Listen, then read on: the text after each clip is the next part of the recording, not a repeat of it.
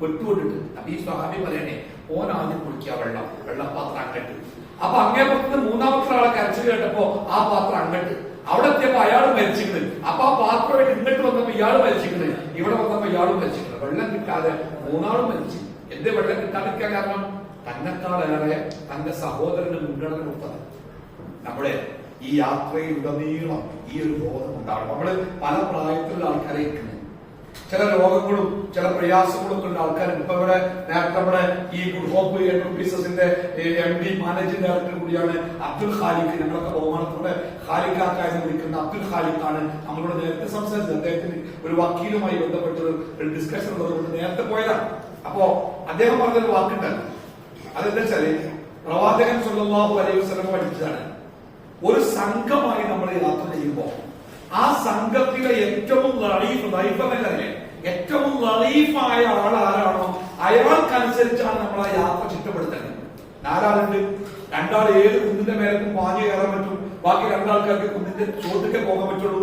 അപ്പൊ നമ്മൾ ആ യാത്ര പ്ലാൻ ചെയ്യുമ്പോൾ എങ്ങനെ പ്ലാൻ ചെയ്യുന്നത്? കുന്നിന്റെ മേലേക്ക് കയറുന്ന യാത്രയല്ല, കുന്നിന്റെ താഴെ. അപ്പൊ ബാക്കി 2 ആൾക്ക് തോന്നും നമുക്കതിന് മേലെ കയറാൻ പറ്റുമല്ലോ, പിന്നെന്താ പോകാത്ത?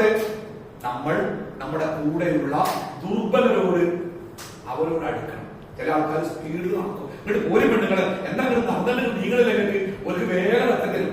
ബാക്കിലുള്ള ഒരാളിങ്ങനെ 2-3 അപ്പൊ ദേഷ്യപ്പെടും നടന്നോടൊക്കെ ഊതിലേക്കല്ല, അങ്ങനെ നടക്കാൻ കഴിയും. അപ്പൊ നമ്മളെന്തായിട്ട് നമ്മൾ അവരെ പോലെ ആവാം. പതുക്കാൻ വേണ്ടി ആക്കം പോലെ വന്നാൽ മതിട്ടോ, നമുക്ക് ആക്കം പോലെ പോകാം, വേദാറില്ല പതുക്കെ അല്ലെ. ഭക്ഷണം കഴിക്കുന്നിടത്ത് നമുക്ക് നല്ല വിഷമുണ്ട്, ഭക്ഷണം കഴിഞ്ഞു ഇനി കൊടുത്തിട്ട് വേണം. അപ്പൊ അപ്പുറത്തെ ആളാ എനിക്കൊന്ന് തരുമോ, അത് അയാൾ കൊടുത്തിട്ട് നമുക്ക് വിശന്ന് കാത്തിരിക്കാം.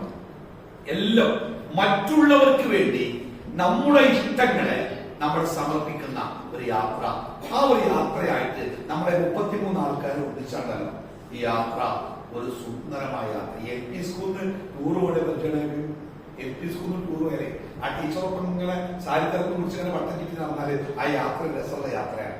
അതുപോലെ നമ്മൾ ഒറ്റക്കെട്ടായി ഒരേ മനസ്സോടെ പരസ്പരം സഹായിച്ചും സഹകരിച്ചും നമ്മുടെ യാത്ര മുന്നോട്ട് പോവുകയാണെങ്കിൽ നമ്മുടെ 33 ആളുകളുള്ള ഈ 2025 ജനുവരിയിൽ ഈ ഉമ്മറുണ്ടല്ലോ ഏത് കാലത്തും നമ്മൾ ഓർമ്മിക്കുന്ന എന്താ പറയാ അവിസ്മരണീയമായ അല്ലെ ഒരു യാത്രയാക്കി മാറ്റാനല്ല. 2 ആൾക്കാർ ഇണങ്ങാണ്ടല്ലോ. ഞങ്ങൾ കഴിഞ്ഞ കൂടെ നമ്മുടെ ഹജ്ജിന്റെ യാത്ര ബഷീർക്കുള്ള ഞങ്ങളുടെ ഹജ്ജ് യാത്ര ഇത് 2 ഞങ്ങൾക്ക് ഉദാഹരണം. ഒറ്റക്കെട്ടായിട്ട് ഒരു ഗ്രൂപ്പ് ഒരുമിച്ച് പോകുമ്പോഴുള്ള സുഖം, അതിന് ചില ആൾക്കാർ ഇഴഞ്ഞു നിന്നാൽ അതുകൊണ്ടുണ്ടാകുന്ന പ്രയാസം 2 അനുഭവിച്ച ആൾക്കാരാണ്. ആ ഒന്നിച്ചു നിന്ന ആൾക്കാർക്ക് ഹജ്ജ് കഴിഞ്ഞാലും ആ മനോഹരമായ ചിന്തകൾ നേരത്തെ നമ്മുടെ സുഹൃത്ത് പറഞ്ഞ പോലെ വീണ്ടും തികട്ടിങ്ങനെ ആ ഹജ്ജിന്റെ ഓർമ്മ ഉണ്ടല്ലോ മറക്കും. എപ്പോഴും നമ്മുടെ മൊബൈലൊക്കെ പണ്ട് പോയ ഹജ്ജിന്റെ ഉമ്മയുടെ ഗ്രൂപ്പുകൾ ഇപ്പോഴും ഉണ്ട്. ഇപ്പോഴും ഇടയ്ക്കൊക്കെ കൂടും. ചിലരൊക്കെ മരിച്ചു പോയിട്ടുണ്ട്, ആ മരിച്ച വീട്ടിൽ പോകും, രോഗിയാവുമ്പോൾ സന്ദർശിക്കും, കല്യാണത്തിന് പോകും, ഇടയ്ക്കിടയ്ക്ക് എവിടെയെങ്കിലൊക്കെ കൂടും, നമ്മുടെ അനുഭവങ്ങൾ പങ്കുവെക്കും. അതൊരു മറക്കാത്ത സൗഹൃദമാണ്. അപ്പൊ നമുക്ക് എന്നും നമ്മുടെ ജീവിതത്തിൽ ഓർമ്മിക്കത്തക്ക നല്ല ഒരു യാത്രയാക്കി മാറ്റാൻ മാനസികമായി നമ്മൾ ഈ യാത്രയ്ക്ക് വേണ്ടി തിരഞ്ഞെടുക്കുക. പ്രത്യേകമായിട്ട് പരസ്പരം അങ്ങോട്ടും ഇങ്ങോട്ടും സഹകരിച്ചുകൊണ്ട് റൂമൊക്കെ ആവുമ്പോഴേ ചിലപ്പോ ഒരു ഭാര്യ ഭർത്താവ് 2 മക്കള് 4 ബെഡുള്ള റൂം കിട്ടിയിട്ടുണ്ടാവും. അതിന് 4 ആൾക്ക് ഒരു റൂം കിട്ടി, ഒരു ഉള്ളിൽ കയറി അവിടെ കയറി അങ്ങേറിന്റെ ഒരു സ്ത്രീക്ക് റൂമില്ല, ബെഡ് കുറവുണ്ട്, അതുകൊണ്ട് ഈ റൂമിലേ പറ്റുള്ളൂ. കാരണം അവിടെ 3 സ്ത്രീകളും ഒരു ആണുമാണ്. ഈ സ്ത്രീയെ ആ റൂമിലേക്ക് ആക്കിയിട്ട് ആ ആണിട്ട് വന്ന് വേറെ റൂമിൽ നിൽക്കണം. ഓ ഞങ്ങൾ ഫാമിലിയിൽ കിട്ടിയതല്ലേ, മാറുന്ന പ്രയാസമല്ലേ, മാറിയില്ലെങ്കിൽ താത്താലൊക്കെ എടുത്ത പുറത്തെത്താത്ത പുറത്തല്ലേ. അപ്പൊ അതിനൊക്കെ പരസ്പരം ഒരുപാട് കണ്ടങ്ങൾ അനുഭവമുണ്ട്. നമ്മളൊരിക്കൽ ഒരു ഉമ്മക്ക് കഥയും അവിടെ ചെല്ലുമ്പോഴേ നമ്മൾ 33 ആളുടെ 33 റൂമല്ല കിട്ടുക. 33 റൂമല്ല കിട്ടുക, എന്താ കിട്ടുക? 33 ബെഡ് കിട്ടുക. 33 ബെഡ് എന്ന് പറഞ്ഞാല് നമ്മളൊക്കെ പറഞ്ഞാല് 12 റൂമിൽ 6 ബെഡ് ഇട്ട് കണ്ട് 10 വെച്ച് കിടക്കുന്ന ആൾക്കാരാ. ഇതങ്ങനെ ആവില്ല, ബെഡ് എത്തിയിട്ടുള്ളൂ. അതിന്റെ ഇടയിൽ കൂടെ പോണേണ്ടല്ല, തിരിഞ്ഞും മാറിഞ്ഞ് അങ്ങോട്ടും ഇങ്ങോട്ട് ആകെ. കാരണം കുറഞ്ഞ സ്പേസിൽ സ്പേസ് മാനേജ്മെന്റ് എന്താണെന്ന് അറിയില്ലെങ്കിൽ മക്കൾക്ക് പോയാൽ ഒരു കുറഞ്ഞ സ്പേസിലേക്കാണ് ബെഡിൽ നിന്ന് നിരത്തിട്ടത്. അപ്പൊ ചിലപ്പോ അവിടെ നമുക്ക് 33 ബെഡാണ്. ഈ 33 ബെഡിലേക്ക് ആളെ കൊടുക്കുക. അപ്പൊ നമുക്ക് ചിലപ്പോൾ ഒരു 4 ആളുകളുടെ ഫാമിലിക്ക് കിട്ടേണ്ട റൂം ചിലപ്പോ അതിലെ ഫാമിലിയിൽ ആണ് മാത്രം പുറത്തായിട്ട് 4 പെണ്ണുങ്ങൾ നിൽക്കേണ്ടി വരും, ചിലപ്പോൾ നേരെ ആണുങ്ങൾ നിൽക്കേണ്ടി വരും. അതൊക്കെ റൂം ചില റൂം 5 ബെഡുള്ള റൂമേക്കാണ്. ചില റൂം 4 ബെഡുള്ള റൂമേക്കാണ്, ചില റൂം 3 ബെഡുള്ള റൂമേക്കാണ്, ചില റൂം 2 ബെഡുള്ള റൂമേക്കാണ്. ഇത് എപ്പോഴാണ് അറിയാറുകൾ? നമ്മള് അവിടെ മക്കയിൽ ചെന്ന് ഹോട്ടലിൽ ചെന്ന് ഭക്ഷണം കഴിച്ചിരിക്കുമ്പോഴാണ് നമ്മുടെ ബെഡിന്റെ കോൺട്രാക്ടർമാര് ആ താക്കോല് കൂട്ടങ്ങട്ട് കൊടുത്തത്. എന്റെ ജീവിതത്തില് ഹജ്ജിനും ഉംറയ്ക്കും പോയിട്ട് ഏറ്റവും പ്രയാസമുള്ള സമയപ്പറകൾ ഈ താക്കോൽ ഉപയോഗിക്കലാണ്. ഞങ്ങൾക്ക് 3 ബെഡുള്ള താക്കോല് വേണം കേട്ടോ, ഞങ്ങൾക്ക് 4 ബെഡുള്ള റൂം വേണം കേട്ടോ. കിട്ടൂല. ഈ ബെഡിനനുസരിച്ചല്ലേ. കാരണം ബെഡ് കിട്ടിയാൽ വെട്ടല, വെട്ടിയാക്കിട്ട് വിട്ട അങ്ങനെ കിട്ടുന്നവർക്ക്. അപ്പൊ ആദ്യമേ പറയാണ്, ഫാമിലികൾ ഞങ്ങൾക്കൊരു റൂം കിട്ടണമെന്ന് ആഗ്രഹിക്കാൻ പൈസ നോക്കണ്ട. പക്ഷെ കിട്ടിക്കൊള്ളുന്ന ഒരു നിർബന്ധമല്ല. അവിടുത്തെ റൂമിന്റെ രീതി, ആ കട്ടിലിന്റെ ബെഡിന്റെ എണ്ണം, അതിനെയൊക്കെ ആശ്രയിച്ച് അതങ്ങനെ മാറിക്കൊണ്ടേയിരിക്കും. ചിലപ്പോൾ നമുക്ക് രോഗിയായ ഒരാളുണ്ട്, എപ്പോഴും മുദ്രയിക്കാൻ വേണ്ട ഒരാളാണ്. ചിലപ്പോൾ അയാൾക്ക് ഫാമിലിക്ക് റൂം കൊടുക്കേണ്ടി വരും. കാരണം വേറെ ഒരാളെ ആ റൂമിൽ ഇട്ടാല് അത് അവർക്ക് ബുദ്ധിമുട്ടാവും. അതൊക്കെ ഉണ്ടാവും. അതൊക്കെ അവിടെ ചെന്നിട്ട് അവിടുത്തെ സാഹചര്യങ്ങൾ നോക്കിയിട്ട് അവർക്കനുസരിച്ച് നമ്മുടെ ബെഡുകളൊക്കെ ക്രമീകരിച്ച് കൊടുക്കും. ഇപ്പൊ തന്നെ സ്വപ്നം കാണണ്ട, ഞാനും കുട്ടികളും മൂപ്പരും ഒരു ബെഡ് നല്ല രസേക്കാരം എന്ന് ഇവിടുന്നേ സ്വപ്നം കാണണ്ട. അതൊക്കെ അവിടെ പോയിട്ട് കിട്ടിയ ബെഡിന്റെ എണ്ണം അനുസരിച്ച്, ഹോട്ടലിന്റെ ഫ്ലോർ അനുസരിച്ച് നമുക്ക് കാര്യങ്ങളൊക്കെ മാറ്റും. ഇവിടെ നമുക്ക് പിന്നെ ഹോട്ടലായിട്ട് പറഞ്ഞത് താര അജിയാദ്, ആ പേര് കേൾക്കുമ്പോഴൊരു മലയാളി ലുക്കിലേക്ക് താര അജിയാദ്. ആ ഹോട്ടല് ഒരു ബീർ ബലീല എന്ന് പറഞ്ഞാൽ ഒരു ഇടനാഴി വീഡിയോ റോഡ്, ആ ബീർ ബലീല എന്ന റോഡിലേക്ക് നമ്മൾ ഇറങ്ങിയാൽ അതിലാണ് ഈ താരാജിയാദ്. ആ റോഡിലുള്ള ഹോട്ടലുകളിൽ സാമാന്യം വൃത്തിയുള്ള, ഞാനാണ് ഈ ഹോട്ടൽ ഉദ്ദേശിച്ചത്. കാരണം അവിടെ മറ്റുള്ള ഹോട്ടലുകളെക്കാൾ വൃത്തിയുള്ള ഒരു ഹോട്ടലാണ് താരാജിയാദ്. ഏകദേശം പുതിയ ഹോട്ടലാണ്. അതുകൊണ്ട് ബാത്റൂമുകളിലൊക്കെ ആ പുതുമ നമുക്ക് കാണാൻ പറ്റും. അപ്പം ഈ താരാജിയാദിലാണ് നമ്മുടെ റൂമുകൾ ഉണ്ടാവും.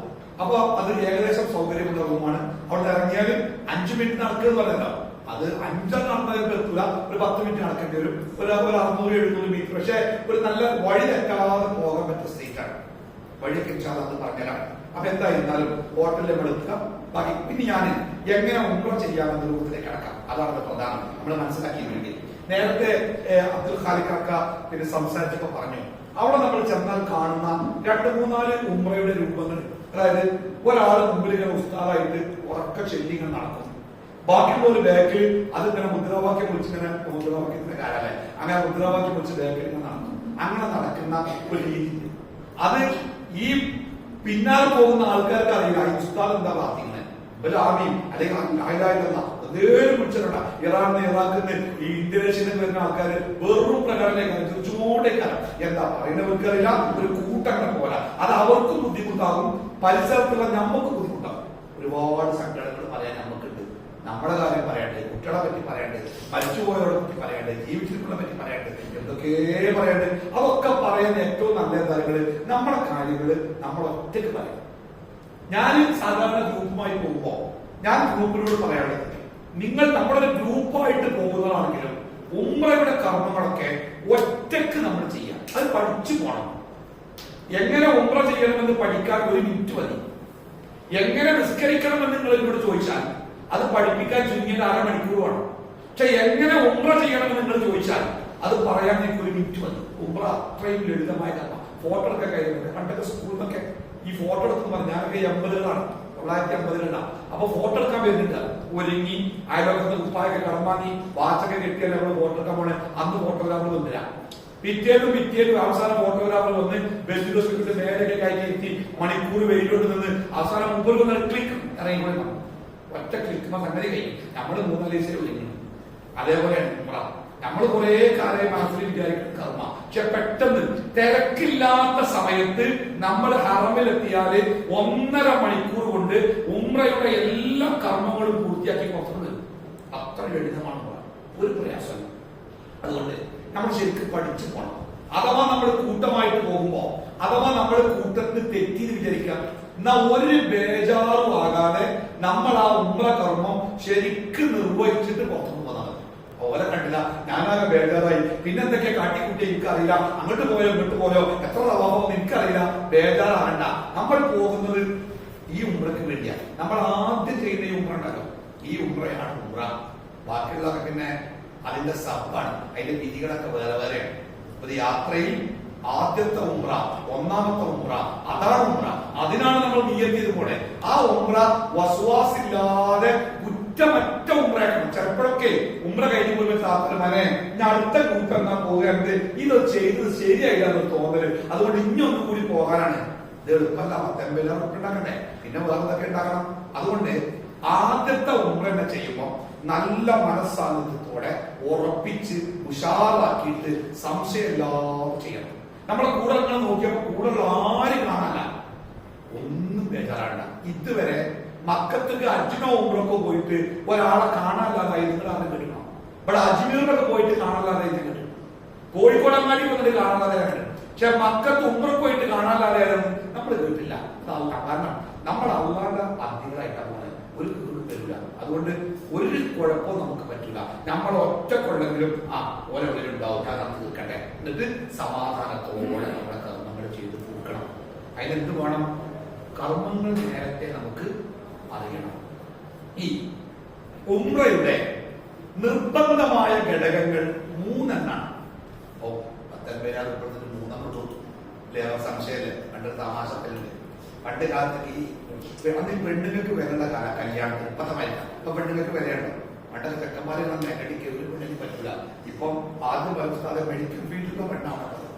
പിന്നെ പറയും മെഡിക്കൽ ഫീൽഡിലേക്ക് പാരാമെഡിക്കൽ ആയാലും പിന്നെ അത് പറയും ഏതെങ്കിലും പെണ്ണായ മതി, കിട്ടാല്ല. അപ്പൊ കുട്ടിയൊക്കെ കണ്ടീഷന. പണ്ട് അങ്ങനെ എടുക്കാൻ ഈ പുതിയാപ്പാട് വരുമ്പോ പെൺകുട്ടിയുടെ വാപ്പ ഇന്റർവ്യൂ ചെയ്തിട്ടില്ല, ചോദിക്കുക അല്ലെങ്കിൽ ഇസ്ലാംകാരും വല്യമാക്കാരും ഓർമ്മയുണ്ട്. നമ്മളെ വല്യമാക്കാര് അങ്ങനെ ഒരാൾ പെണ്ണാണെന്ന് പറഞ്ഞപ്പോ ഓരോ പണക്കാരനെ വന്ന് പെണ്ണിന്റെ വാപ്പ ആദ്യം ഒരു ചോദ്യം കുളിക്കെത്ര ഫർദാണെന്ന്. നിങ്ങൾക്കറിയാം കുളിക്കെത്ര ഫർദാണ്? ഇതിനെ ചോദിച്ചിട്ടില്ല. മാനങ്ങളെന്ന് കുളിക്കെത്ര ഫർദാണ് വെച്ചത്.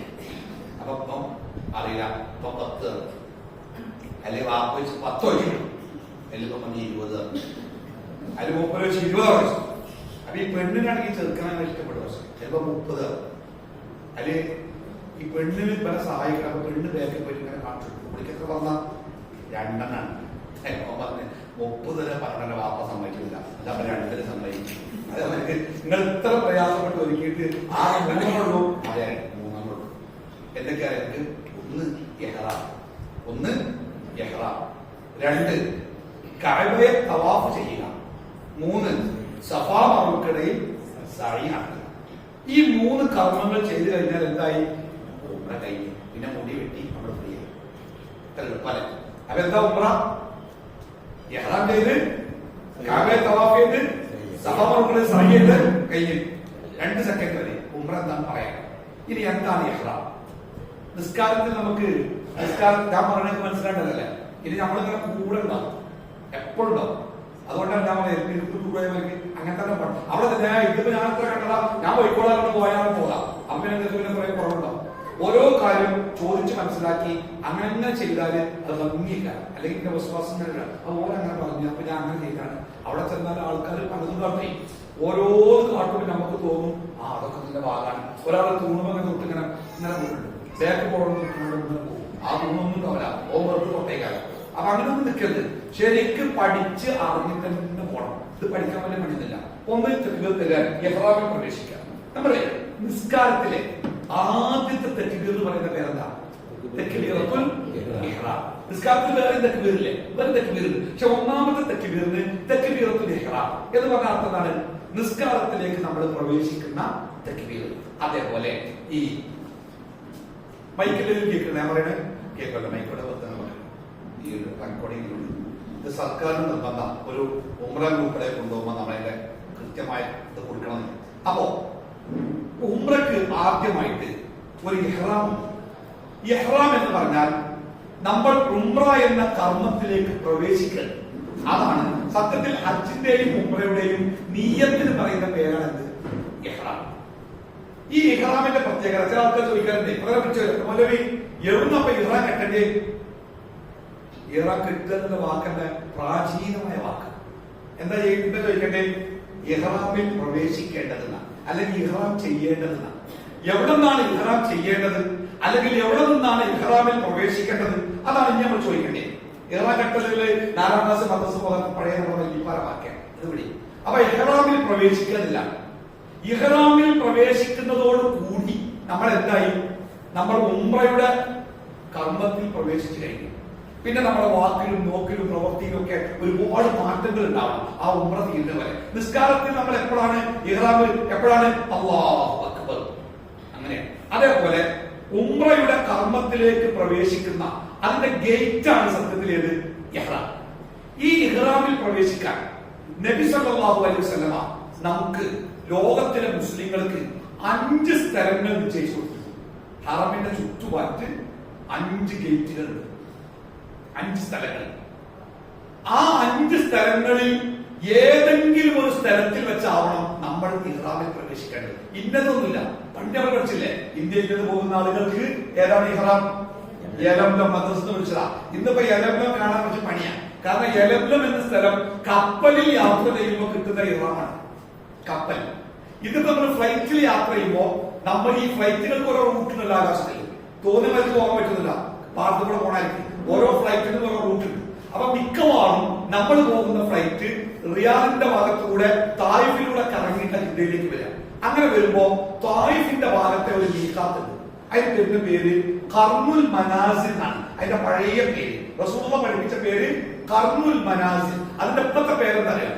സെയ്ലുൽ കബീർ എന്നാണ്. സെയ്ലുൽ കബീർ പഴയ പേര്.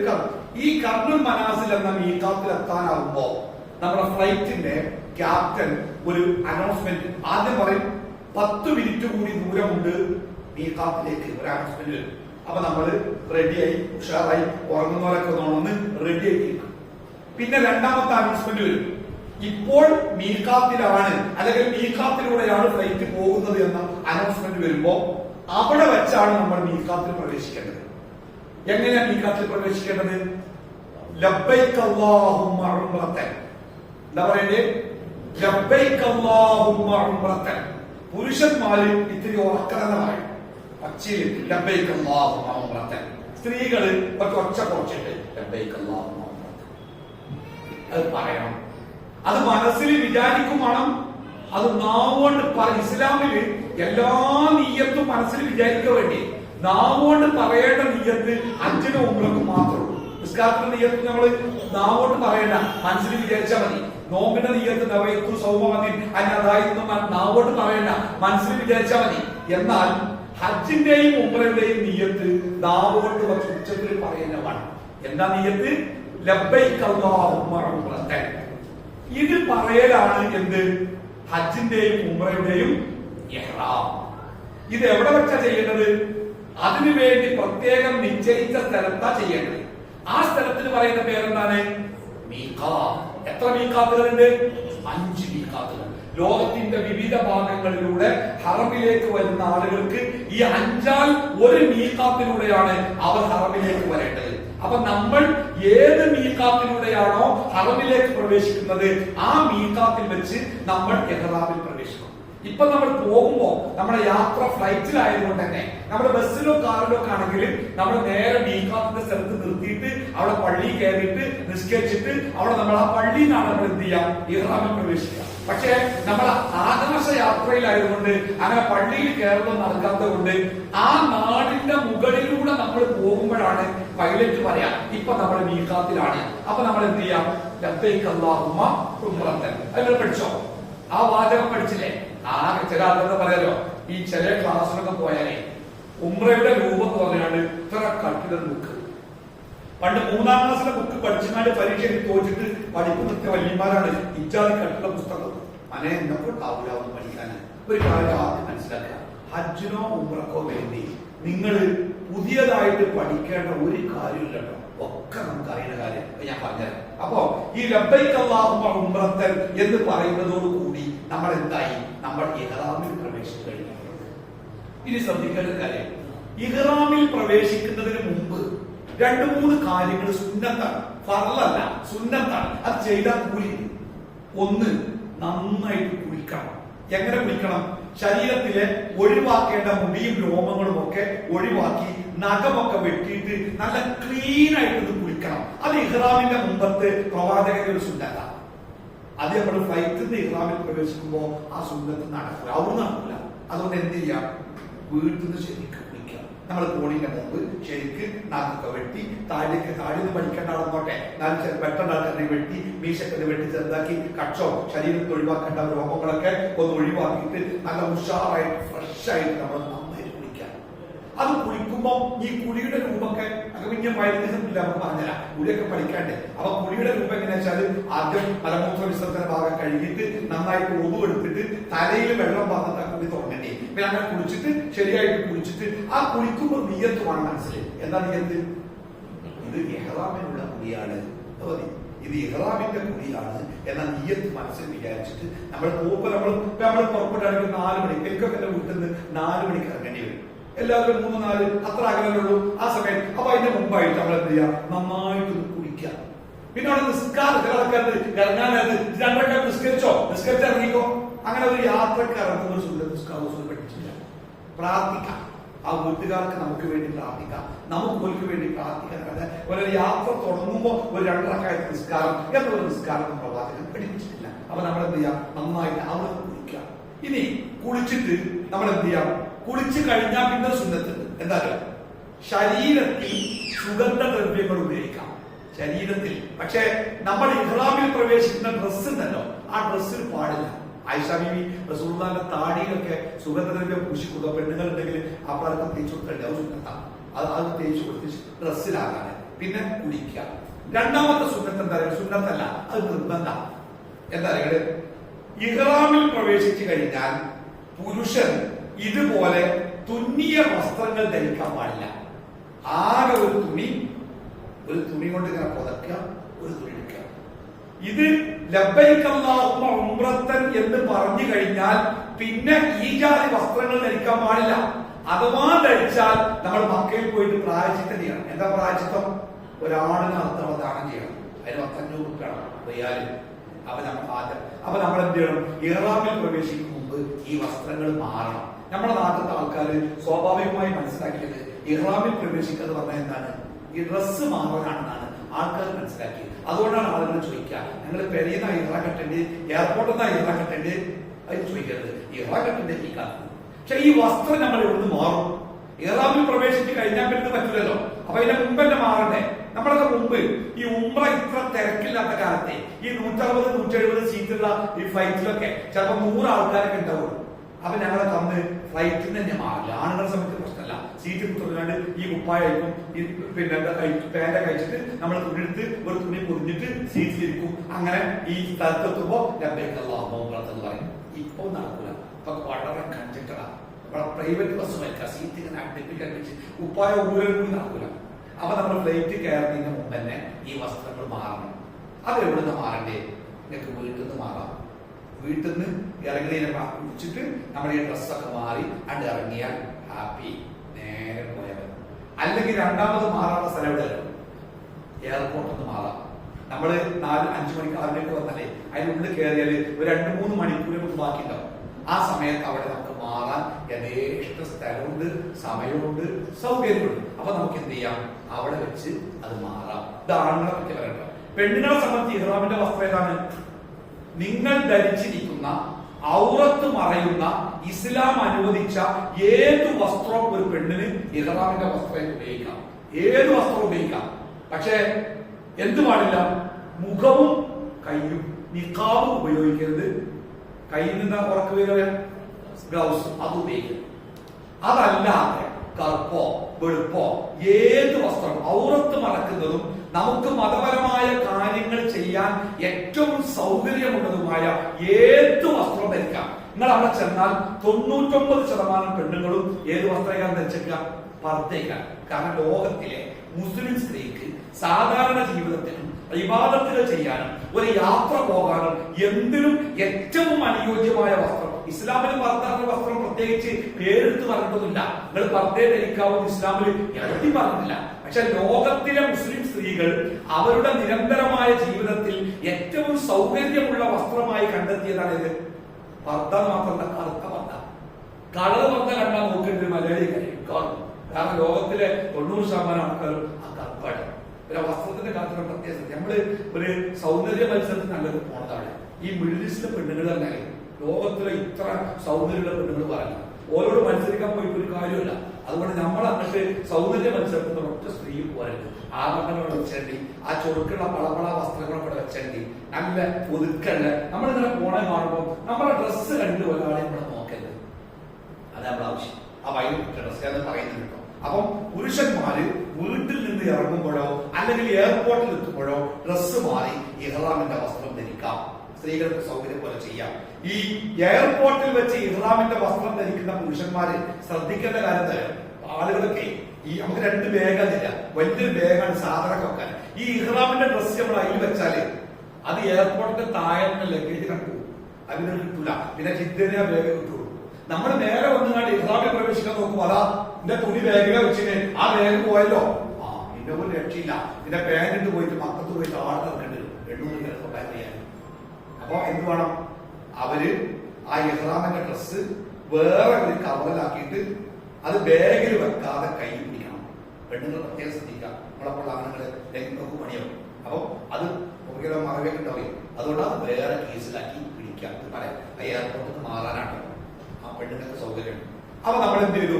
എയർപോർട്ടിൽ വെച്ചോ വീട്ടിൽ വെച്ചോ വസ്ത്രം മാറി. എന്നിട്ട് നമ്മള് വിമാനത്തിൽ ഇങ്ങനെ ഇരിക്കുകയാണ്. ഈ ഇഹ്റാമിൽ പ്രവേശിക്കും മുമ്പ് ഒന്നു ഉണ്ടായിരിക്കൽ സുന്നത്താണ്.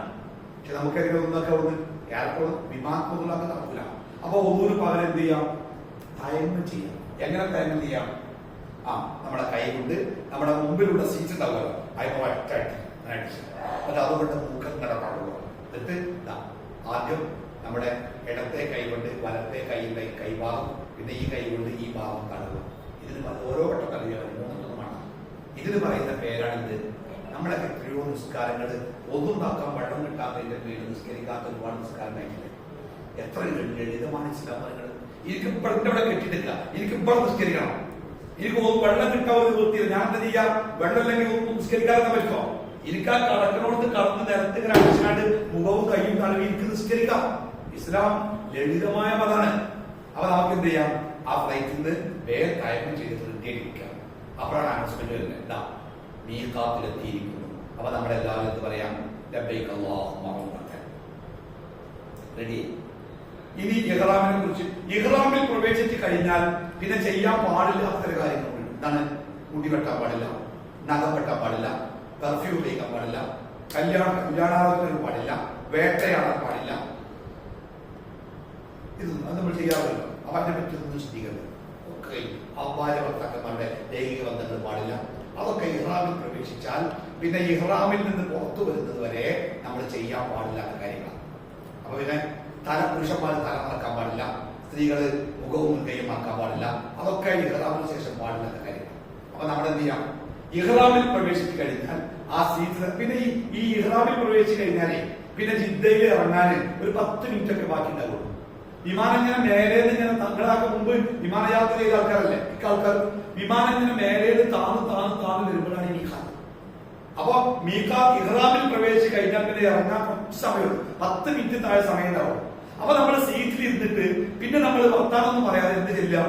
തൽബീയത്ത് ചെല്ലാം. ലബ്ബൈക അല്ലാഹുമ്മ ലബ്ബൈക. അത് പഠിക്കണം കേട്ടോ. ലബ്ബൈക ലാ ശരീക ലക ലബ്ബൈക ഇന്നൽ ഹംദ വ അങ്ങനെ ചൊല്ലിക്കൊണ്ടിരിക്കുക ധാരാളം. അപ്പൊ നമ്മള് ഉംറയുടെ 1ാമത്തെ നിബന്ധന പൂർത്തിയാക്കി. ഏത് പൂർത്തിയാക്കി? ഇഹ്റാമിൽ പ്രവേശിച്ചു കഴിഞ്ഞു. അതിന്റെ മുമ്പത്തെ കൂടി വസ്ത്രം മാറല്, നഖം വെട്ടി, മുടി വെട്ടി, വൃത്തിയായി സുഗന്ധം പൂശി ഞങ്ങൾ ഇഹ്റാമിൽ പ്രവേശിച്ച് വസ്ത്രങ്ങളൊക്കെ ഒഴിവാക്കി, തലപ്പാവ് ഒഴിവാക്കി, സുഗന്ധം ഒഴിവാക്കി നമ്മൾ ഉംറ ചെയ്യാൻ റെഡിയായിട്ട് തെൽബിയത്ത് ചെല്ലിയ സീറ്റിൽ അങ്ങനെ ഇരിക്കുകയാണ്. ഫ്ലൈറ്റിന്റെ സീറ്റിൽ. അങ്ങനെ ഫ്ലൈറ്റ് ജിദ്ദ എയർപോർട്ടിലേക്ക് അബ്ദുൽ അസീസ് ഇന്റർനാഷണൽ അന്താരാഷ്ട്ര വിമാനത്താവളത്തിൽ ഇറങ്ങിക്കഴിഞ്ഞാൽ തണുപ്പാണ്. ആരംഭിക്കണം. ഇന്നലെ എന്റെ ഒരു അളിയൻ പോയൊരു ആഗ്രഹം ഇന്നലെ വന്നിട്ടുണ്ട്. തണുപ്പ കാലൊക്കെ പൊട്ടിയിട്ട് ഞാൻ പിന്നെ തണുപ്പ പിന്നെ പറഞ്ഞത് സാധാരണ പോകുമ്പോൾ വരുമ്പോൾ പിന്നെ ചൂടാ പറയും. ഇപ്പൊ പക്ഷെ തണുപ്പ പറയണം ഞാൻ പറഞ്ഞുതരാം. അപ്പൊ എന്തായാലും വിമാനത്തിൽ ഇറങ്ങുമ്പോൾ തണുത്ത കാറ്റേ കടക്കാൻ തുടങ്ങി. അത് വേണ്ടിയാണ് ഇറങ്ങി ഇങ്ങനെ വരുമ്പോൾ കാണാം അവിടെ ലോ ഫ്ലോർ ബസ്സുകൾ നിർത്തിയിട്ടുണ്ട്. കാരണം നമ്മൾ ഇറങ്ങിയിട്ട് പിന്നെ വിമാനത്താവളത്തിൽ നമുക്ക് എത്തേണ്ട സ്ഥലത്തേക്ക് പോകണമെങ്കിൽ 2-3 കിലോമീറ്റർ പോകണം. അപ്പൊ അതിനവിടെ ബസ് സർവീസാണ്. ഒരു 50 ആള് വെച്ച് ബസ്സിൽ നമ്മള് പകുതി ആൾക്കാർ വേറെ ബസ്സിലും മാപ്പിള വേറെ ബസ്സിലും പെണ്ണുങ്ങൾ വേറെ ബസ്സിലേക്കാണ്. ബേജാറാവണ്ട, അതിന്റെ ഉള്ളിൽ ഒരു സ്ഥലത്തേക്ക് എത്തുക. അപ്പൊ നമ്മളിങ്ങനെ ഇറങ്ങി വരുന്നവർ ബസ്സിലേക്ക് ഇങ്ങനെ കയറ്റും. അവിടുത്തെ പോലീസുകാർ എന്റെ പുതാപ്പുറ ബാങ്കിൽ വരുന്നോണ്ട് കാര്യമില്ല, ഉപരി കയറാൻ പറഞ്ഞ കാര്യം വേണം, കാര്യം കൂടി നഷ്ടപ്പെടില്ല. 2 ആളും സ്ഥലത്തേക്ക് എത്തുക. അപ്പൊ ആ ബസ് കയറിയിട്ട് നമ്മൾ എയർപോർട്ടിന്റെ ഉള്ളിലെത്തും. അവിടെ എത്തിക്കഴിഞ്ഞാൽ പിന്നെ നമുക്ക് അവിടെ ആദ്യത്തെ ഡ്യൂട്ടി എന്താ പറയുക, എമിഗ്രേഷൻ എന്ന് പറഞ്ഞാൽ നമ്മുടെ യാത്രാ രേഖകൾ സൗദി ഗവൺമെന്റ് പരിശോധിക്കണം. പാസ്പോർട്ട് ക്ലിയർ ആണോ, വിസ ഉണ്ടോ, ഇൻഷുറൻസ് ഉണ്ടോ, ഉംറ വിസ അടിച്ചിട്ടുണ്ടോ, എവിടെങ്കിലും തകരാറുണ്ടെങ്കിൽ ഓരോ എയർപോർട്ടിന്റെ പുറത്ത് കിടക്കില്ല, അവിടെ തന്നെ നിർത്തിയിട്ട് അടുത്ത ഫ്ലൈറ്റിൽ നാട്ടിൽ കയറും. അപ്പൊ എമിഗ്രേഷൻ പരിശോധന അവിടെ വെച്ച് നിർവഹിക്കും. അതൊക്കെ നോക്കിയിട്ട് അവിടെ കയറുള്ളൂ. അതുകൊണ്ട് ആ വീടിൽ നിന്ന് വേണ്ടോ. പക്ഷെ അവിടെ എത്തി എമിഗ്രേഷൻ പരിശോധന എങ്ങനെ വരി നിൽക്കണം, കുറേ വരി ഉണ്ടാവും. കാരണം ജിദ്ദ എയർപോർട്ടിനെ സംബന്ധിച്ച് ഓരോ മിനിറ്റിലും ഒന്നിലേറെ ഫ്ലൈറ്റ് വന്നിറങ്ങുന്ന ലോകത്തിലെ ഏറ്റവും കൂടുതൽ ആളുകൾ സഞ്ചരിക്കുന്ന വിമാനത്താവളമാണ് ജിദ്ദ. അതുകൊണ്ട് ആൾക്കാർ ഇങ്ങനെ വന്നുകൊണ്ടേ നിൽക്കല്ലേ. അങ്ങനെ ഏതെങ്കിലും വരിയിൽ നിൽക്കുക, നമ്മുടെ പാസ്പോർട്ട്, നമ്മുടെ ടിക്കറ്റ്, നമ്മുടെ പേപ്പർ തെരുപ്പാടെ കയ്യിലില്ല, അത് നമുക്ക് വിമാനത്താവളം നിർത്തില്ല. ആ സാധനങ്ങളൊക്കെ മുമ്പിൽ വെച്ചു കൊടുക്കുക. അപ്പൊ അത് പരിശോധിച്ച് ഒരു സീറ്റ് അടിച്ചിട്ട് നമ്മളോട് മുന്നോട്ട് പോകാൻ പറയും. അങ്ങനെ നമ്മൾ അവിടെ നിൽക്കാനായിട്ട് മുന്നോട്ട് പോയാൽ പിന്നെ നമ്മൾ വലിയൊരു ഹാളിലാണ് എത്തുക. ആ ഹാളിലാണ് നമ്മുടെ ലഗേജുകൾ തരിക. നമ്മൾ കോഴിക്കോട് വെച്ച് കൊടുത്ത ലഗേജ് ഉണ്ടല്ലോ, അത് ഞാൻ പറഞ്ഞില്ലേ, ആ ലഗേജുകൾ ഈ ഹാളിലാണ് തരിക. അവിടെ ഇങ്ങനെ ലഗേജ് ഒന്ന് കിടക്കുന്നുണ്ടാവും. നമ്മുടെ ലഗേജ് എടുത്തുകൊണ്ട് അപ്പോൾ നമ്മൾ ഒന്നാവണം. നമ്മൾ 33 ആൾ ഒരുമിച്ച് കൂടണം. എന്നിട്ട് ആ ലഗേജ് കൊടുത്തിട്ട് നമ്മൾ നേരെ പുറത്തേക്ക് ഇറങ്ങുക. ആരോടൊന്നും പറയാൻ നിൽക്കണ്ട. പലരും ഒന്നോട് ഞാൻ സിംഗാൾ ചോദിക്കുന്ന ആൾക്കാരുണ്ടാവും, ടാക്സി വേണോ ചോദിക്കുന്ന ആൾക്കാരുണ്ടാവും. ആരോടും ഒന്നും ഉണ്ടണ്ട. ഈ ലഗേജ് ഭാരത ലഗേജ് ആണെങ്കിൽ അവിടെ മറ്റേത് കിട്ടും, ഉണ്ടാവുന്ന സാധനം കിട്ടും. അതിലേക്ക് എടുത്തു വെച്ചിട്ട് അത് അങ്ങനെ പോവുക, പുറത്തേക്ക് പോകാൻ. നമ്മൾ പുറത്തേക്ക് എത്താനാകുമ്പോൾ നമ്മുടെ ഉംറയുമായി ബന്ധപ്പെട്ട ഉദ്യോഗസ്ഥമായി നമ്മൾ തടഞ്ഞു നിർത്തിയിട്ട് എത്ര ആളുണ്ട്? ഞങ്ങൾ 33 ആൾ. 33 ആളോട് ഒരു വരിയായിട്ട് പോകാൻ പറയും. നമ്മുടെ കൂടെ അവരിൽപ്പെട്ട ഒരാൾ വരും. എന്നിട്ട് നമുക്ക് കയറിയിരിക്കാനുള്ള ഒരു ബസ് കാണിച്ചു. നമ്മുടെ ലഗേജുകള് ആ ബസ്സിന്റെ താഴെ ഭാഗത്ത് ലഗേജ് വെക്കുന്ന സ്ഥലത്ത് അവിടെ നമ്മൾ എടുത്തു വെക്കണം. അവിടെ പണിക്കാരൊക്കെ എടുത്തല്ല, പക്ഷെ ഓരോ മാത്രം വിശ്വസിക്കണ്ട. നമ്മുടെ ലഗേജ് നമ്മൾ ആ ബസ്സിന്റെ ഉള്ളിലേക്ക് എടുത്തു വെക്കുക. കാരണം അത് എടുത്തു വെക്കാതെ അവിടെ വെച്ചാൽ ബസ് പോകും. സാറിന്റെ അവിടെ ചെന്നാൽ മരുന്ന് ബാഗ് കാണാനോ, ബാഗ് എവിടെ ബാഗ് പ്രയാസം. അപ്പൊ നമ്മുടെ ബാഗ് ബസ്സിന്റെ അടിയിൽ ലഗേജ് വെക്കാനുള്ള സ്ഥലത്ത് വെച്ചിട്ടുണ്ടെന്ന് നമ്മൾ ഉറപ്പാക്കുക. എന്നിട്ട് നമ്മൾ ആ ബസ്സിൽ കയറിയിരിക്കുക. പാസ്പോർട്ട് നമ്മുടെ കയ്യിൽ തന്നെ ഉണ്ടായിക്കോട്ടെ, ബാക്കി നമ്മുടെ ലഗേജ് ഒക്കെ ബസ്സിൽ കയറ്റാം. അങ്ങനെ നമ്മൾ 33 ആളോ ബസ്സിൽ കയറി കഴിഞ്ഞാൽ പിന്നെ നമ്മൾ നേരെ മക്കയിൽ. ഇപ്പൊ നമ്മുടെ ഈ ചാർട്ട് പ്രകാരം 1.5 മണിക്കാണ് നമ്മുടെ ജിദ്ദയിലെത്തുക. ഏതാണ് 1.5? പ്രത്യേകിച്ച് പറയാൻ തലേ ദിവസം രാത്രി ഈ യാത്ര ചോദിക്കലും ബിരുദാരും കൂട്ടക്കാരൊക്കെ ആകെ ഡെങ്കറിക്കാരും അതിനൊന്നും നിൽക്കണ്ട, നന്നായിട്ട് പറഞ്ഞ. കാരണം നമ്മൾ പിന്നെ ഈ ഉറക്കച്ചടവായിട്ട് 1.5 മണിക്ക് ജിദ്ദയിൽ ഇറങ്ങിയിട്ട് പിന്നെ 2 മണിക്കൂർ യാത്ര ചെയ്ത് 3.5 മണിക്ക് മക്കത്തെത്തും. ഏതാണ് ഈ 3.5? നമ്മൾ നോമ്പിന് അത്താഴം കഴിക്കുന്ന 3.5. രാത്രി ഉറക്കം നഷ്ടപ്പെട്ട ആകെ ബേജാറേക്കാണ്. പിന്നെ റൂം കിട്ടി, സാധനം കണ്ടിട്ട് കുഴങ്ങി ഇടങ്ങാറായി ആകെ. അപ്പോ ഞാൻ പറയാം, എന്നാ ഉംറ ചെയ്യാൻ പോകുക, എല്ലാവരും പേരും പോകാൻ നമുക്ക്. പിന്നെ ആ ഉറക്കപ്പില്ലാത്ത ഉംറയൊക്കെ ചെയ്ത് എന്താ ചെയ്യാത്ത പിന്നെ നേരെ വന്ന് ചോദിക്കല്ല ഉംറ ചെയ്തപ്പോ നമ്മള് കാരണം ഉറക്കത്തിലൊന്നും ഓർമ്മ ഉണ്ടാവില്ലേ. അപ്പൊ തലേന്ന് രാത്രി എന്ത് ചെയ്യാറുണ്ട്, ഒരാളും ശല്യപ്പെട്ടാൽ നിൽക്കണ്ട, നന്നായി ഉറങ്ങിക്കണ്ടി. കാരണം ആ ഉറക്കം നമുക്ക് കിട്ടണം. അങ്ങനെ നമ്മള് 1.5 ഇന്ത്യയിലെത്തി, ബസ് കയറി 2 മണിക്കൂർ യാത്ര ചെയ്ത് 3.5 നമ്മള് നമ്മുടെ തിരക്കും ബ്ലോക്കും ഇല്ലെങ്കിൽ കൃത്യമായി പോവുകയാണെങ്കിൽ നമ്മുടെ ഹോട്ടലിന്റെ മുമ്പിലെത്തും. അവിടെ എത്തിയാൽ നേരെ നമുക്കുള്ള ഭക്ഷണം സൗദി ഗവൺമെന്റ് നിയമ പ്രകാരം വന്ന് കയറുന്ന ഏതൊരു ഹാജിക്കും നമ്മളൊരു ഹാജിനെ വിളിക്കാം, ഹജ്ജ് അല്ലെങ്കിലും ഹാജിനെ വിളിക്കാം. ഏത് ഹാജിക്കും ആദ്യം ഭക്ഷണം കൊടുക്കണം. നല്ല ഭക്ഷണം ഉണ്ടാവും, റോസ്റ്റ് മുതൽ പല ഭക്ഷണം ഉണ്ടാവും. പക്ഷെ ഈ 3.5 ഊർക്കന്മാരും നല്ല സമയമാണ്, ആർക്കും ഇല്ല. എന്നാലും എന്തെങ്കിലും തിന്ന, കാരണം ഇവിടുത്തെ പെരിയത് ഉച്ചക്ക് തിന്ന ചോറേക്കാണ്. വിമാനത്തിൽ ഒരു സാധനം കിട്ടില്ല. നമ്മളെ വിമാനമൊക്കെ എക്കണോമി ഫ്ലൈറ്റുകളാണ്, ഫുഡില്ല. പിന്നെ ഇവര് പൊതിഞ്ഞെടുത്ത് ചെറിയ ചപ്പാത്തി പാത്രമൊക്കെ ഉണ്ടാകാം, അത് ചിലപ്പോൾ എന്തെങ്കിലുമൊക്കെ ഉണ്ടാവും. അതുകൊണ്ട് നല്ല വിശപ്പുണ്ടാവും. പക്ഷെ ഈ 3 മണിക്കൂർ തിന്നാണ് പ്രശ്നം തന്നെയാണ്. എന്തായാലും ചായ വെള്ളം കുടിച്ച് തിന്നാണ്ട് വേഗം നമ്മുടെ ചാവി വാങ്ങിയിട്ട് നമ്മുടെ റൂമിൽ കയറിയിട്ട് നമ്മളൊന്ന് വിശ്രമിക്കാം. അവിടെ പറഞ്ഞല്ലോ സുബൈ നിസ്കാരം ഉണ്ടാക്കാൻ പറ്റില്ലേ, ആ സുബൈക്ക് ഹറമിലേക്ക് പോകാൻ ശ്രമിക്കരുത്. നമ്മൾ അത്ര ക്ഷണിച്ചിട്ടുണ്ടാവും. ആ സുബൈ നമുക്ക് നമ്മുടെ റൂമിലോ അല്ലെങ്കിൽ നമ്മൾ താമസിക്കുന്ന ഹോട്ടലിലെ 1ാമത്തെ ഫ്ലോറ് വിശാലമായ ഒരു മുസല്ലയാണ്. 10,000 ആൾക്കാർക്ക് നിസ്കരിക്കാൻ പറ്റിയ മുസല്ല. അവിടെ ഇറങ്ങി വന്നിട്ട് അവിടെ ജമാഅത്തായിട്ടോ നമ്മൾ സുബൈ നിസ്കരിക്കുക. അപ്പൊ ഞാൻ നിങ്ങളോട് പറയും നമ്മൾ എപ്പോഴാണ് ഉംറ ചെയ്യാൻ പോവുക. അത് പറയണമെങ്കിൽ നമ്മൾ അവിടുത്തെ തിരക്ക് എങ്ങനെയുണ്ടെന്ന് നോക്കണം. എങ്ങനെയുണ്ട് തിരക്ക്, എപ്പോഴാണ് നമുക്ക് ഇറങ്ങിയാൽ കുഴപ്പമില്ല ചെയ്യാൻ പറ്റും. ഇത് നോക്കിയിട്ടേ നമുക്ക് ഈ ഉംറയുടെ സമയം പറയാൻ പറ്റും. ചിലപ്പം രാവിലെ അതിശൈത്യമാണെങ്കിൽ വെറും തണുപ്പാണെങ്കിൽ ഇറങ്ങാൻ കഴിയില്ല. ശ്വാസം മുട്ടുന്ന ആൾക്കാരൊക്കെ ഉണ്ട്, തിരിച്ചു കിടന്ന് കൂടിക്കയറും. അപ്പൊ നമ്മൾ അവിടെ ചെന്നിട്ട് അവിടുത്തെ സാഹചര്യം നോക്കിയിട്ട് ഞാൻ നിങ്ങളോട് പറയും നമുക്ക് 7 മണിക്ക് എല്ലാവരും ഹോട്ടലിന്റെ റിസപ്ഷനിൽ എത്തണം കേട്ടോ, അല്ലെങ്കിൽ 8 മണിക്ക് എത്തണം കേട്ടോ എന്ന് പറഞ്ഞാൽ ആ കറക്റ്റ് സമയത്ത് 32 ആൾ, 33 ഞാനാണ്, 32 ആൾക്കാരും അവിടെ തിരിയണം. ഒരാൾ എത്താൻ വൈകിയാൽ അതാ നേരത്തെ പറഞ്ഞു നമ്മൾ കാത്തുക്കണം. ആ കാത്തുക്കൾ പിന്നെ നമുക്ക് വലിയ പ്രത്യാഘാതങ്ങൾ ഉണ്ടാകും. അതുകൊണ്ട് ഇന്ന സമയത്ത് എത്ര എന്ന് പറഞ്ഞാൽ സമയനിഷ്ഠ കൃത്യമാണ്. അപ്പൊ നിങ്ങൾ എന്ത് ചെയ്യാം, ആ സമയം ഞാൻ പറയും. അപ്പൊ നമ്മൾ ചെന്ന് റൂമിൽ ചെന്നാൽ ആദ്യം ഭക്ഷണം കഴിച്ച് റൂമിൽ കയറി ഒന്ന് കൈയും കാലം നീട്ടി കിടക്കുക. സുബൈന്റെ വാക്ക് കൊടുത്താൽ ഒന്നു എടുത്തിട്ട് റൂമിലോ ഹോട്ടലിലോ പള്ളിയിലോ നിസ്കരിക്കുക. എന്നിട്ട് നമ്മൾ ഒന്നുകൂടി വിശ്രമിക്കുക. അപ്പൊ നമ്മുടെ ബ്രേക്ക്ഫാസ്റ്റ് ഉണ്ടാവും. ആ ബ്രേക്ക്ഫാസ്റ്റ് കഴിഞ്ഞിട്ട് ഇൻഷാ അല്ലാഹ് നമ്മൾ 2 വലിയ പ്രതിസന്ധി നമുക്കുണ്ട്. സാധാരണ നമ്മൾ വെള്ളിയാഴ്ച രാവിലെ അവിടെ എത്താറില്ല, ബുധനാഴ്ച ചൊവ്വാഴ്ച. ഈ വെള്ളിയാഴ്ച പറഞ്ഞാല് സൗദി അറേബ്യയിൽ ഹറമിൽ ഏറ്റവും തിരക്കുള്ള സമയം വെള്ളിയാഴ്ച രാവിലെ. ആ തിരക്കൊക്കെ നമ്മൾ എത്തുന്നത് മാത്രമല്ല, ഞാൻ സാധാരണ ഉംറ കഴിഞ്ഞാല് കുറച്ച് നേരം 9 മണിക്ക് ഇറങ്ങിയാല് ദൂരമൊക്കെ കഴിഞ്ഞ് പോകാൻ മതി. പക്ഷെ ഇവിടെ ജുമാന്റെ പ്രശ്നം കൂടി ഉണ്ട്. ഒരു 11 മണിയാകുമ്പോഴത്തിന് ഹറമിന്റെ ഉള്ളില് ജുമാക്ക് വന്ന ആളുകൾ സെഫിൽ അവിടെ ഇരിക്കും. പിന്നെ നമുക്ക് തവാഫ് നടക്കൂല, നമ്മുടെ സഅയ് നടക്കൂല, ഒരു സാധനം നടക്കൂല. അവിടെ ടൈറ്റ് നമ്മൾ പല സ്ഥലത്ത് അന്തമുണ്ട്. ആകെ ജുമായി പോവും, നമ്മുടെ ഉംറയിൽ പോവും, ഒക്കെ ഇടങ്ങാറാവും. അതുകൊണ്ട് ഈ ജുമായുടെ തിരക്ക് വരും മുമ്പേ നമുക്ക് എന്ത് വേണം, അറ്റ്ലീസ്റ്റ് തവാഫെങ്കിലും തീർത്തുകാണ്ട് നമുക്ക് സഅയിലേക്ക് കിടക്കണം. സഅയിലേക്ക് അങ്ങനെ തിരക്കൂല. അവിടെ ഉംറക്കുള്ള ആൾക്കാർ മാത്രമേ വരുള്ളൂ.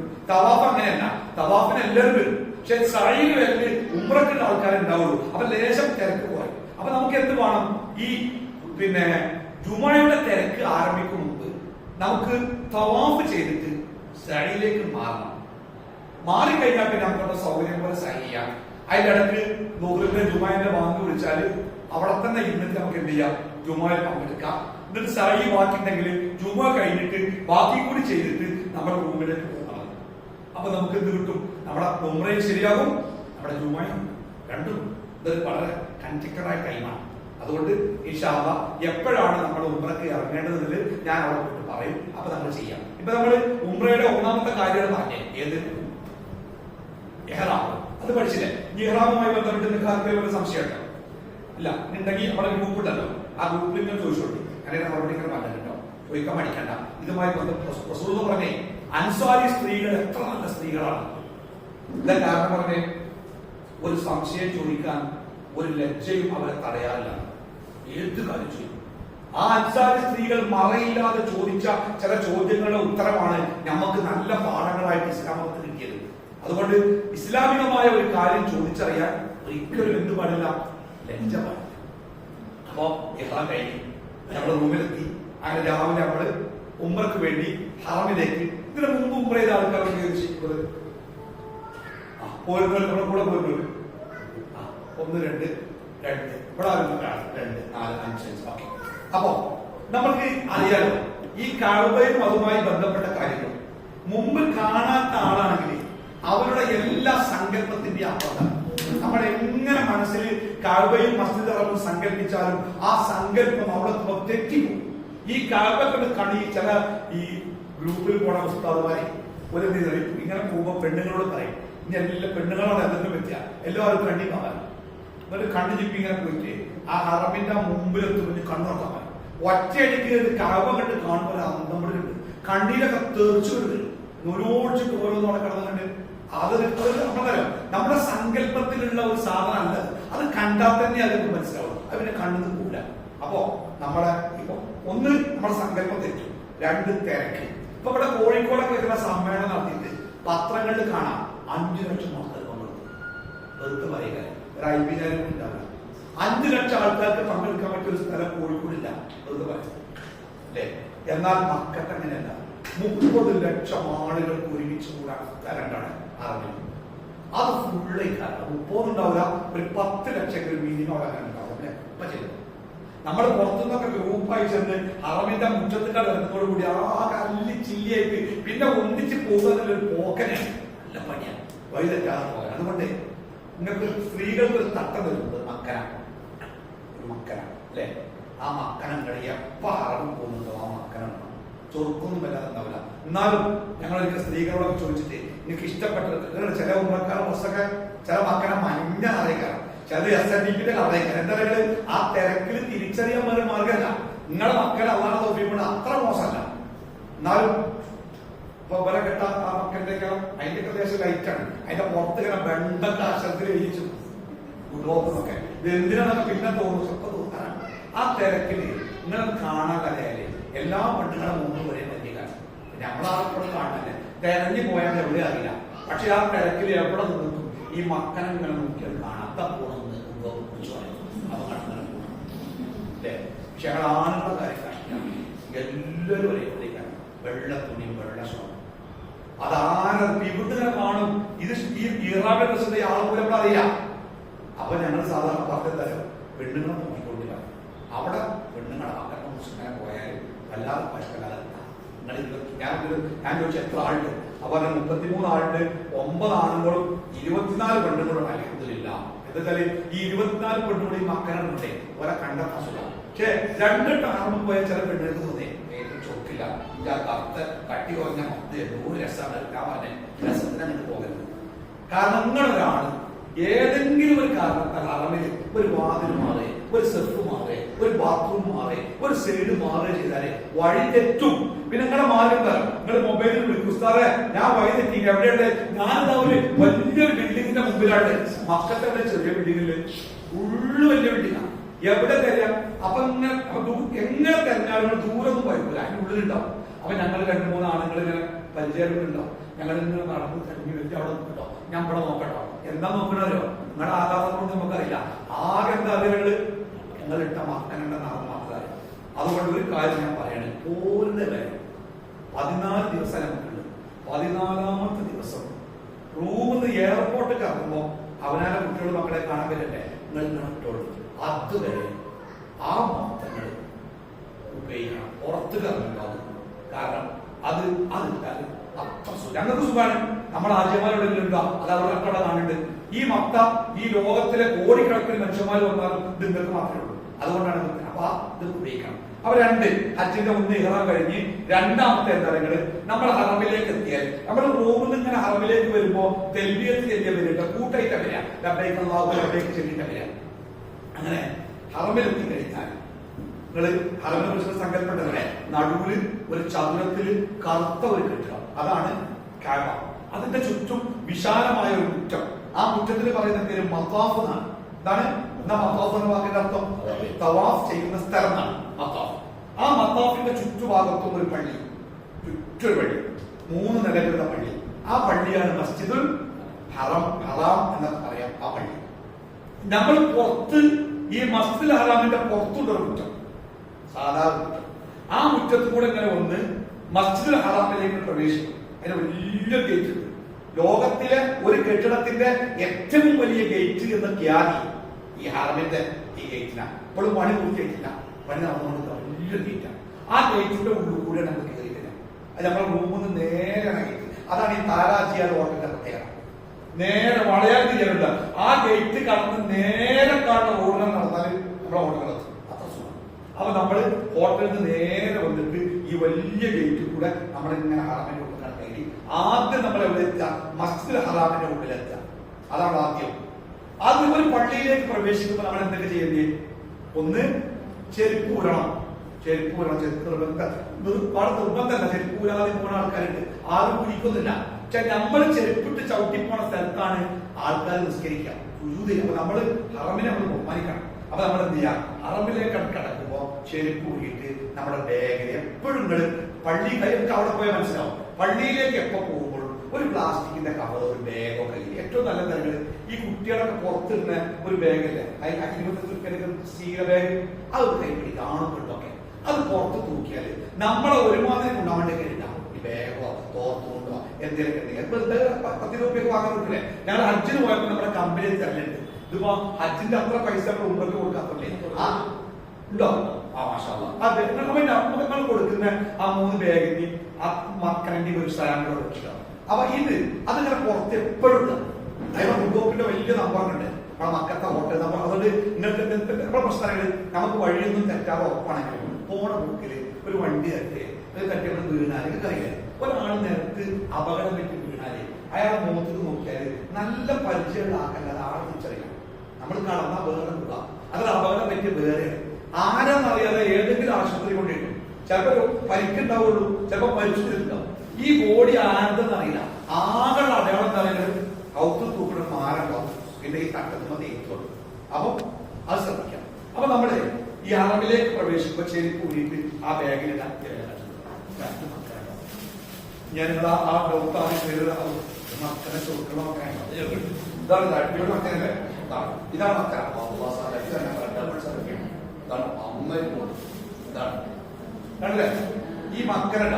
ഇതിന്റെ പ്രത്യേകത ഇതിന്റെ പുറത്തേക്ക് ഈ മക്കന ഇതുങ്ങള് മക്കനെയൊക്കെ ഇട്ടാല്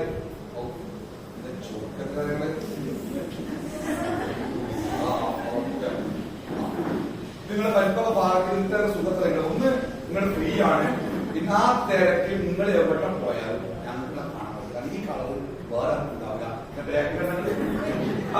എവിടെ പോയാലും കുളികൾ എത്തിക്കൊടുക്കാൻ ആദ്യം അത് വരച്ചത്. അപ്പൊ മക്കന ലോകത്ര മോശം നല്ലതാവണല്ലേ. ഇത് തമിഴ്നാട്ടിൽ നോക്കിയാണ്. പിന്നെ രണ്ടാമത്തെ എന്താണ് ഞാൻ പറഞ്ഞത്, പുറത്ത് നോക്കുന്ന ബാഗ് എന്ന് പറഞ്ഞത് ഇത്ര അധികം കൊടുത്തിട്ടിലേക്ക് ബാഗുകളിൽ നാട്ടിൽ ചില അമ്മമാരെ ഇത് കൊണ്ട് കുട്ടിക്ക് പേരക്കുട്ടിക്ക് മദ്രസക്ക് കൊടുക്കാം. അതിനുള്ള അയൽവർക്ക് ഒരു മാറ്റാണ്.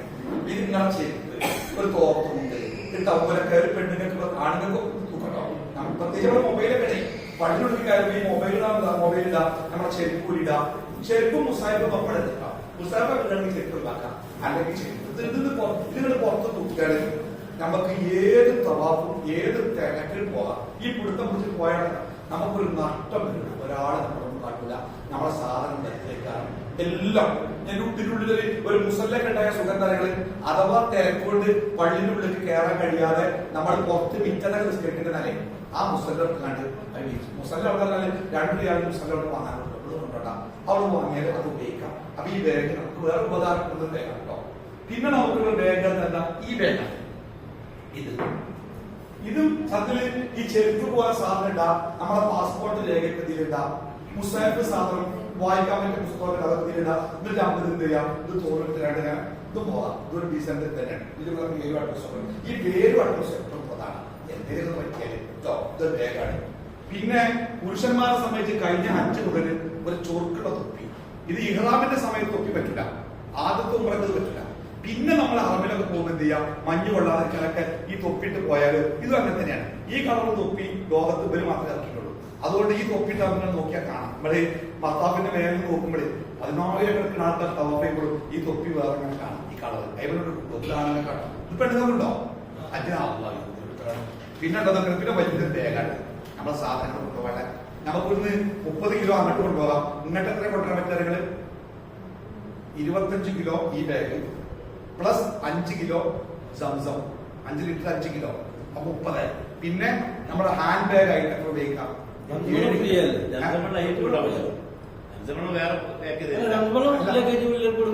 അല്ലല്ല, നമ്മുടെ ലഗേജ് അങ്ങനെയാണ്, കണക്കങ്ങനെയാണ്.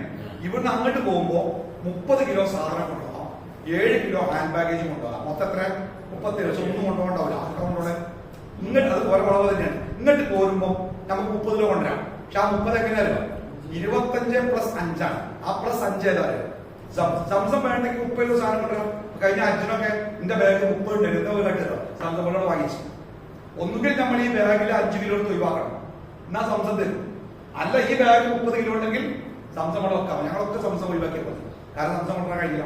അപ്പൊ നമ്മള് അങ്ങോട്ട് പോകുമ്പോൾ ഭാരം പ്രശ്നമല്ല. ഇങ്ങോട്ട് പോരുമ്പോ എന്താ പ്രശ്നമല്ലേ, 25 കിലോ സാധനം പറ്റുള്ളൂ. നമ്മൾ ഇവിടുത്തെ ഒരുപാട് തുണി കുപ്പായൊക്കെ കൊണ്ടുപോയാലേ അതന്നെ ഉണ്ടാവും 10-20 കിലോ, 17-15 ഒക്കെ. പിന്നെ 2 കിലോ കാരക്ക, കുട്ടിയൊക്കെ 2 മുട്ടായി, അത് വെക്കുമ്പോൾ വെയിറ്റ് കൂടും. പിന്നെ എയർപോർട്ടിൽ മാസറിൽ നിൽക്കുന്ന മരുന്ന തൂക്കുമ്പോ അങ്ങോട്ടും കെട്ടില്ല, അങ്ങോട്ടും കെട്ടില്ല. ആ അവിടെ ചെല്ലുന്ന വരെ എത്ര തവാഫാണ്, എത്ര സായികാണെന്ന് കഴിയില്ല. 2 ദിവസം കഴിഞ്ഞാൽ പോലും എത്ര കിലോ കൊണ്ടുപോകാൻ പറ്റുക? കാരക്ക ആ സോയിലേക്കാണ്. ഒരു കാര്യം നമ്മൾ മനസ്സിലാക്കട്ടോ, ഇവിടെ കിട്ടാത്ത ഒരു സാധനം അവിടെ അല്ല. ആകെ സംസമ്പളം മാത്രമേ ഇവിടെ കിട്ടാത്ത അവിടെ ഉള്ളൂ. പിന്നെ മദീനത്ത് വെച്ച് കാരക്കി വാങ്ങാം. ബാക്കി നിങ്ങൾ വാങ്ങണ ഏത് സാധനം മെയ്ഡ് ഇൻ ചൈന കോഴിക്കോട് വല്യങ്ങടി കിട്ടും.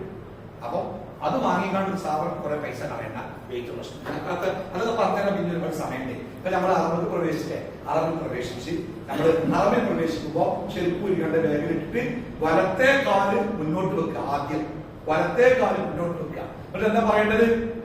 അല്ലാഹുമ്മ ഫ്തഹ്ലി. അത് അറബ് കാര്യങ്ങൾ മാത്രമല്ല, ഏത് വണ്ടി കാര്യങ്ങളുണ്ട് അള്ളാഹു. അത് നമ്മളെ അൽഫിത്രയിലെ കുട്ടികളെ വണ്ടി കയറിയാണ്ട് എന്താ പ്രാർത്ഥിക്കല്?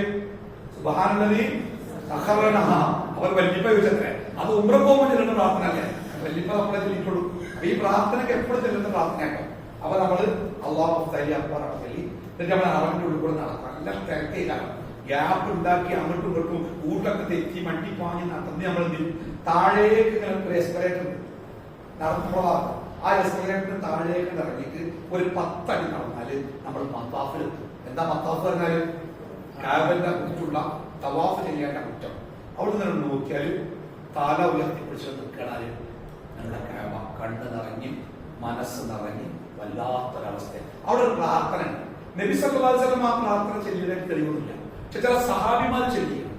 അല്ലാഹുമ്മ ഈമാനൻ ബിക വതസ്ദീഖൻ ബികിതാബിക വഇത്തിബാഅൻ സുന്നത്തി നബിക. നിങ്ങൾ ആ ചെറിയ പുസ്തകം അതിലുണ്ട്. അത് പ്രവാചകൻ ആ പ്രാർത്ഥന ചൊല്ലിയിട്ടില്ല. അതുകൊണ്ട് അത്ര പ്രബലമായ സുന്നത്ത് നല്ലത്. പക്ഷെ ചില സഹാബികൾ ചൊല്ലിയതായിട്ട് കാണുന്നുണ്ട്. അതുകൊണ്ട് വേണമെങ്കിൽ ചെല്ലിയാൽ മതി, ഒഴിവാക്കാം. അങ്ങനെ നമ്മൾ കാബ അങ്ങനെ കണ്ണു നിറഞ്ഞ് സന്തോഷമായി നമ്മൾ മത്താഫിലേക്ക് മെല്ലെ പോവുകയാണ്. നല്ല തിരക്കേക്കാരം ചില നേരത്ത് മത്താഫ് കാണുന്നില്ല, ഫുള്ള് മനുഷ്യന്മാരേക്കാരം. എന്നാലും മത്സരമായിരിക്കാം. എത്ര ആള് ചെന്നാലും അതിന്റെ ഉള്ളിൽ സ്ഥലം. നമ്മളിങ്ങനെ ആ തിരക്ക് കൂടെ പതുക്കെ ഇങ്ങനെ നടന്ന് കണ്ടെത്തും. നമ്മൾ കാബന്റെ എത്താവുന്ന അടുത്തെത്തുക. കാരണം അതിന് ദൂരത്ത് കൂടെ ചുറ്റാം. പക്ഷെ ചുറ്റിയാല് ഒരു റൗണ്ട് പൂർത്തിയാവാനുള്ള കിലോമീറ്റർ കൊടുക്കും. അപ്പൊ നമ്മൾ മാക്സിമം അടുത്തേക്ക് പോവുക. തിരക്കും കുറയും, ചുറ്റാൻ എളുപ്പമാണ് ഉള്ളിൽ പോയാലും. അപ്പൊ നമ്മൾ നിങ്ങളെ കൊണ്ടുപോകും, ഉള്ളിൽ കൊണ്ടുപോയിട്ട് നമ്മൾ ഈ തവാഫ് തുടങ്ങേണ്ടത് എവിടെ വെച്ചാൽ ഈ കാബക്ക് 4 മൂലമാണ്.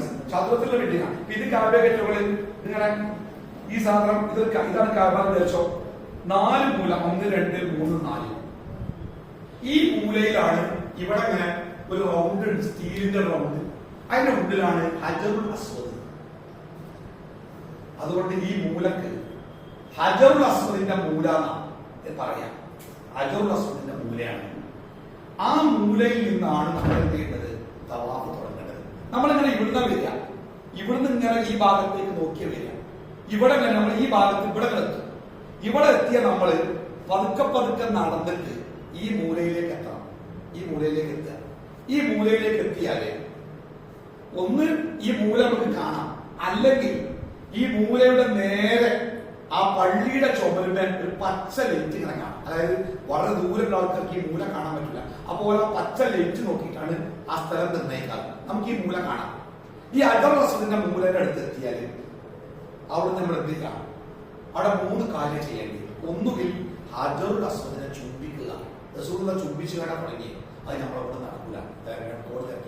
ബോർഡിന്റെ ഇടക്ക് ഒരൊക്കെ ചുംബിക്കാൻ സമയം കിട്ടിയാൽ വലിയ കിട്ടല. അപ്പൊ എന്തായാലും നടക്കൂല. അപ്പൊ ചുംബിക്കാൻ നിൽക്കണ്ട.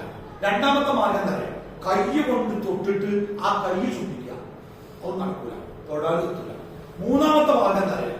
വലത്തെ കൈ കൊണ്ട് ആ മൂലയെ അഭിവാദ്യം ചെയ്യാം. അതിന്റെ ചെലവൊന്നുമില്ല, എവിടുന്ന് ചെയ്യാലോ.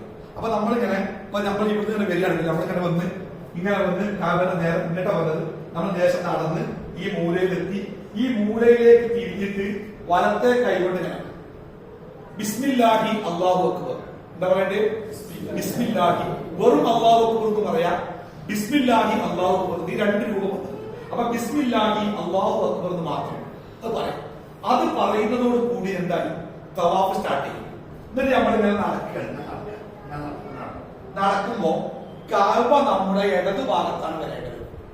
അത് ശ്രദ്ധിക്കുക. കഅബ നമ്മുടെ ഇടതു ഭാഗത്തേക്ക് വരത്തക്ക വിധത്തിലാണ് നമ്മൾ നടക്കേണ്ടത്.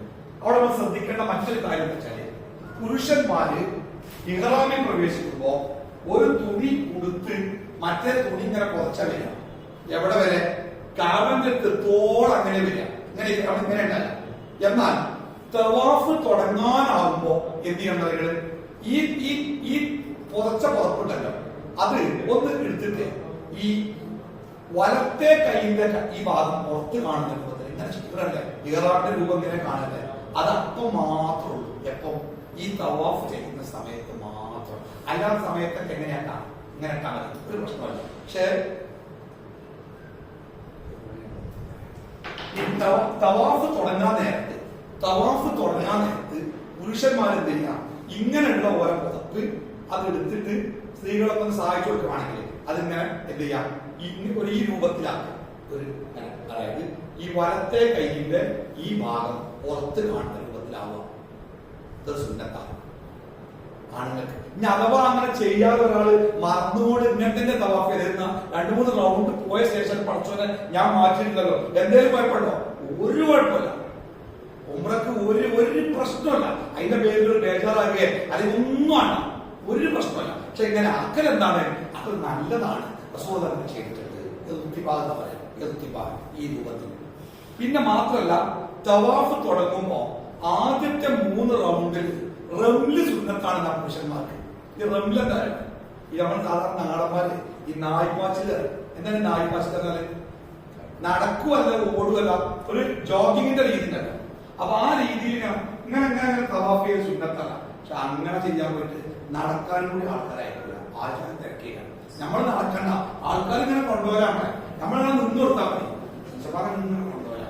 അപ്പം ഈ ഓട്ടൊക്കെ പറ്റും. എപ്പോഴാണോ തിരക്കില്ലാത്ത സമയത്ത് നമ്മുടെ ഹറമിൽ എത്തുകയാണെങ്കിൽ പറ്റും. ഇപ്പോഴും നടക്കൂല, സൂപ്പർ തിരക്കാം. ഞാൻ ചോദിച്ചു നോക്കി ഇന്നലെ പോകുന്നത് എങ്ങനെ ഉണ്ട് ചോദിച്ചു. എന്നോട് പറഞ്ഞു നിങ്ങളെ ഭാഗ്യം പോലെ നിൽക്കുമാറ് അച്ചായി തിരക്കാണ്. അപ്പൊ തിരക്കൊരു പ്രശ്നം കേട്ടോ. ഹറമിൽ തിരക്കുണ്ടാകുക എന്ന സന്തോഷമല്ല നമുക്ക്. ലോകത്തിന്റെ നാനാഭാഗത്ത് മുസ്ലിങ്ങളുടെ ഈമാൻ കൂടിക്കൊണ്ടിരിക്കുകയാണ്.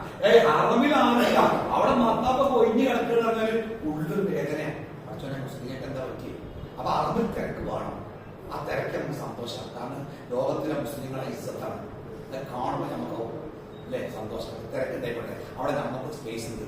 ആ ഹറമിന്റെ ഉടമസ്ഥനായ പടച്ചോ കുറിച്ചിട്ട് പോരാണ്. അതിനുള്ള സ്ഥലം കാണാൻ പടച്ചോ പറയാം റെഡി. അപ്പൊ നമ്മൾ എന്ത് ചെയ്യുന്നത്, സ്ത്രീകളും പുരുഷന്മാരും ആദ്യം ഈ റുക്കിന്റെ നേരെ കൈ ഉയർത്തിയിട്ട് വലത്തെ കൈയെ കൊണ്ടിട്ടോ ബിസ്മില്ലാഹി അല്ലാഹു അക്ബർ പറഞ്ഞിട്ട് നമ്മൾ തവാഫ് തുടങ്ങി. ഓട്ടം നടക്കൂല, ഓടണി ഓടം നടക്കൂല. നമ്മൾ നടക്കുകയാണ്. നടന്ന് ഇതാണ് അജറസിന്റെ മൂലല്ലേ. ഇത് 2ാമത്തെ മൂല. ഹിജർ ഇസ്മായിൽ ഇസ്മായിൽ മൂലയാണ്. അത് കഴിഞ്ഞ് ഇത് 3ാമത്തെ മൂല. അത് കഴിഞ്ഞ് ഇത് 4ാമത്തെ മൂല. ഇവിടെ ഈ മൂല ഹജറുൽ അസ്വദിന്റെ മൂലയുടെ തൊട്ട് മുമ്പുള്ള റുക്കിനാണ്. മൂലൻ കോർണറാണ്. ഈ കോർണറിന് പറയുന്ന പേര് റുക്കുനുൽ യമാനി. അതായത് റസൂലുള്ളാഹ് ഓരോ മൂലക്ക് പേരിട്ടതേ യമനിന്റെ ഭാഗത്തേക്കുള്ള മൂല. ഈ മൂലക്ക് പറയുന്ന പേര് റുക്കുനു ഷാമി എന്നാണ്. ഷാമിന്റെ ഭാഗത്തേക്കുള്ള മൂല. ഈ മൂലക്ക് പറയുന്ന പേര് റുക്കുനു ഇറാഖി എന്നാണ്. അതായത് ഓരോ രാജ്യത്തിന് അന്നൊക്കെ അത്രേ സാങ്കേതികത അത്രേ ഉള്ളൂ, അങ്ങനെ പറയും. അപ്പൊ ഈ റുക്കുനുൽ യമാനി യമനിന്റെ ഭാഗത്തേക്കുള്ള മൂല. ആ മൂലക്ക് നമ്മൾ എത്തുമ്പോ ഒരു സുന്നത്തുണ്ട്. എന്താണ്? ഈ മൂലയിൽ പറ്റുമെങ്കിൽ കൈകൊണ്ടൊന്ന് തൊടാം. അത് സുന്നത്താണ്. ചുംബിക്കണ്ട, ഒന്നും വേണ്ട. ആ മൂലയിൽ കൈകൊണ്ടൊന്ന് തൊടാം. അവിടെ കുറച്ച് ഭാഗം ആ ശീല ഒഴിവാക്കിയിട്ട് ആ കല്ല് ഇങ്ങനെ പുറത്തേക്ക് കാണാം ആ മൂലക്ക്. അതുകൊണ്ട് കൈകൊണ്ടൊന്ന് തൊടാം. തൊട മാത്രം. അത് മിക്കവാറൊക്കെ സാധ്യം. അവിടെ എത്തുമ്പോൾ വലിയ തിരക്കുണ്ടാവില്ല. വേണമെങ്കിൽ ഏതെങ്കിലും റൗണ്ടിൽ തൊടാം. എല്ലാ റൗണ്ടിലും കിട്ടിക്കോണമെന്നില്ല, ഒന്ന് തൊട്ട് പോകാം. പക്ഷെ തൊടാൻ കിട്ടിയിട്ടില്ലെങ്കിൽ പിന്നെ അവിടെ ചുംബിക്കാതിരിക്കുക, അവിടെ കൈ ഒന്നിക്കുക, അഭിവാദം ചെയ്യുക, ഒന്നും വേണ്ട. തൊടാൻ പറ്റുമെങ്കിൽ തൊട്ടുകൊണ്ട് അങ്ങനെ പോകാം വലത്തെ കൈ കൊണ്ട്. ഏത് മൂലം? റുക്കുനുൽ യമാനി. അത് കഴിഞ്ഞാൽ പിന്നെ അടുത്ത മൂല ഏതായി? അടുത്ത മൂല അജറസിന്റെ മൂലയാണ്.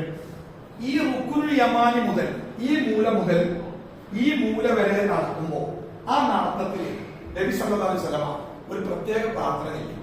റബ്ബനാ ആതിനാ ഫിദ്ദുനിയ ഹസനതൻ വഫിൽ ആഖിറതി ഹസനതൻ വഖിനാ അദാബന്നാർ. ആകെ പ്രവാചകന്റെ തവാഫില് ഇന്ന പ്രാർത്ഥന ചൊല്ലി എന്ന് റസൂലുള്ളാഹി പഠിപ്പിച്ച ഒരൊറ്റ പ്രാർത്ഥന. അതേതാണ്? അതാണ് എവിടെ? ഈ മൂല മുതൽ ഈ മൂല വരെ. ബാക്കിയുള്ള സമയത്തൊക്കെ ഇതല്ലോ അടുത്തുകൂടെ നടക്കുകയാണെങ്കിൽ റബ്ബനാത്തിലെ ഒരു വട്ടം ചെല്ലാനുള്ള സമയം ഉണ്ടാവും. അപ്പോൾ ഈ മൂലത്തിലെത്തും. ദൂരത്ത് കൂടെ നടക്കുകയാണെങ്കിലോ ചിലപ്പോ 10 വട്ടം ചെല്ലുകൾ എത്തൂല. അത്ര ദൂരം ഉണ്ടാവും. അപ്പൊ എത്ര സമയം കിട്ടണോ അത്ര റബ്ബനാത്തിനെ ആവർത്തിച്ച് ചെയ്യുക. ഈ മൂല മുതൽ ഈ മൂല വരെ. ബാക്കിയുള്ള സ്ഥലത്ത് എന്താ ചെല്ലേണ്ടത്? എന്തു ചെല്ലാം? ദിക്റുകള്, ദുആകള്, ഖുർആൻമാരായ, പിന്നെ നമുക്ക് എന്തൊക്കെ അല്ലാഹുവോട് ചോദിക്കാണ്ട് ഏതൊക്കെ ഭാഷയിൽ ചോദിക്കാം. ഇനി അടുത്തടുത്ത് രണ്ടാൾക്കാർ പോവുകയാണെങ്കിൽ നല്ല കാര്യങ്ങൾ സംസാരിക്കാം. റസൂൽ പറഞ്ഞത് തവാഫും നിസ്കാരവും ഒരുപോലെയാണ്, രണ്ടിനും ഒതുവാണ്. എന്നാൽ ഒരു വ്യത്യാസമുണ്ട് തവാഫ് നിസ്കാരം. എന്താ വ്യത്യാസം? തവാഫിന്റെ സമയത്ത് സംസാരിക്കാം, നിസ്കാര സമയത്ത് അതിന് തവാഫ് പോകുമ്പോ നമുക്ക് ഒരു 75 മക്കൾ ഒപ്പുണ്ടെങ്കിൽ എന്തെങ്കിലും മതപരമായ ഇബ്രാഹിം ഉണ്ടാക്കിയത് പറഞ്ഞിട്ട് എത്ര കഷ്ടപ്പെട്ട കാര്യം ഉണ്ടാക്കിയത് അങ്ങനെയൊക്കെ പറഞ്ഞാല് അതെന്നെ ബാധിക്കുന്നില്ല. ഇനി അല്ല, ആ സമയം നമ്മൾ കളയാതെ ദിക്റുകളും പ്രാർത്ഥനകളുമായിട്ട് ആ സമയങ്ങൾ ഒഴിവാക്കിക്കൊള്ളി. ഈ തവാഫിന്റെ പ്രത്യേകത കാര്യങ്ങള് ഓരോ സ്റ്റെപ്പിനും കൂലിയാണ്. അപ്പൊ അടുത്തു കൂടെ പോയാൽ കുറച്ച് സ്റ്റെപ്പ് ഇട്ടോളും, കുറച്ച് ദൂരത്തു കൂടെ പോയാൽ എന്ത് ചെയ്യാം? അപ്പൊ നിങ്ങൾ ഈ ഒന്നാമത്തെ ഉംറ കഴിഞ്ഞാല് പിന്നെ നിങ്ങൾ സ്വതന്ത്രരാണ്. നിങ്ങൾക്ക് എപ്പോഴും തവാഫ് ചെയ്യാം, എല്ലാ നിസ്കാരത്തിന്റെ അപ്പുറപ്പുറമൊക്കെ തവാഫ് ചെയ്യാം. അപ്പൊ നിങ്ങൾക്ക് ദൂരത്തൂടെ നിങ്ങൾ സൗകര്യം പോലെ ഒന്ന് ഞാൻ കാണിച്ചു തന്നാല് പിന്നെ നിങ്ങൾ കണ്ണു കെട്ടി വിട്ടാലും ചെയ്യും. ഞങ്ങളുടെ ആണുങ്ങൾക്ക് പ്രയാസം. ആണുങ്ങൾക്ക് പിന്നെ ഉംറ കഴിഞ്ഞാല് പിന്നെ തവാഫിന് ഈ മത്താഫിക്ക് ഇറങ്ങാൻ പാടില്ല. പിന്നെ ഓര് ആ പള്ളിന്റെ മേലെ കൂടെ കറങ്ങണം. മേലെ കൂടെ കറങ്ങാൻ ഒരു റൗണ്ട് കറങ്ങാൻ 1 മണിക്കൂർ എടുക്കും. അത്ര ദൂരം, 1 കിലോമീറ്റർ ആണ്. 1 കിലോമീറ്ററോളം 7 റൗണ്ട് കറങ്ങണമെങ്കിൽ എത്ര വേണല്ലേ? സ്ത്രീകൾക്ക് എപ്പോഴും ഫ്രീ ആണ്. സ്ത്രീകൾക്ക് ഏത് സമയത്തും മത്താഫ് തരാം. നമ്മളെ കൂടെയുള്ള സ്ത്രീകളൊക്കെ നമ്മുടെ കറ്റിന് പോകുന്ന ആൾക്കാരൊക്കെ ഉണ്ട്. ഓരോ നിസ്കാരത്തിന്റെ മുമ്പും ശേഷവും തവാഫ് ചെയ്യും. ദുഹറിന്റെ മുമ്പും ചെയ്യും, ദുഹർ കഴിഞ്ഞും ചെയ്യും, അസർ ഒക്കെ അങ്ങനെ. സ്ത്രീകൾക്ക് അവിടെ അപ്പൊ ഒരു തവാഫ് ഒന്നാമത്തെ ഉംറ കഴിഞ്ഞാൽ പിന്നെ സ്ത്രീകൾ അവിടെ രാജാക്കന്മാരാണ്. ഓരോ ഞങ്ങളെ താങ്കൾ മുമ്പിൽ അല്ല ഞങ്ങളെ പെണ്ണുങ്ങളവിടെ ഓളെ ഞാൻ ബന്ധം ഏർപ്പെടുന്നത് കണ്ടതാ, പിന്നെ കണ്ടിട്ടില്ല. ഓളെ അവൻ തന്നെയാണ്. ഫുള്ള് ഫ്രീ ആണ്. അങ്ങനെ ആയിക്കോട്ടെ, നമുക്ക് ഇഷ്ടമാണ് കേട്ടോ. അപ്പൊ നിങ്ങൾ ഇഷ്ടം പോലെ നേരത്തെ പറഞ്ഞില്ലേ അവിടെ സമയം റൂമിൽ AC കിടക്കാൻ പോകുന്ന നാട്ടിൽ AC ഇല്ലേ? ഇപ്പൊ ഏതാ AC ഇല്ലാത്ത പേരകള്?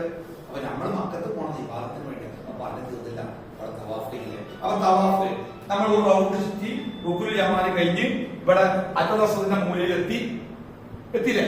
എത്തി. അവിടെ എത്തുമ്പോ വീണ്ടും എന്ത് ചെയ്യാം? വലത്തെ കൈ ഒന്നിച്ച് അല്ലാഹു അക്ബർ എന്നോ അല്ലെങ്കിൽ ബിസ്മില്ലാഹി അല്ലാഹു അക്ബർ എന്നോ പറയാം. രണ്ടാമത് വീണ്ടും നമ്മൾ ഇതേപോലെ കറങ്ങാം.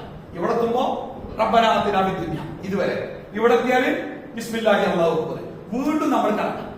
അങ്ങനെ 7 പ്രാവശ്യം കറങ്ങി 7ാമത്തെ വട്ടം ഇവിടെ അവസാനിച്ചു. 7ആയി.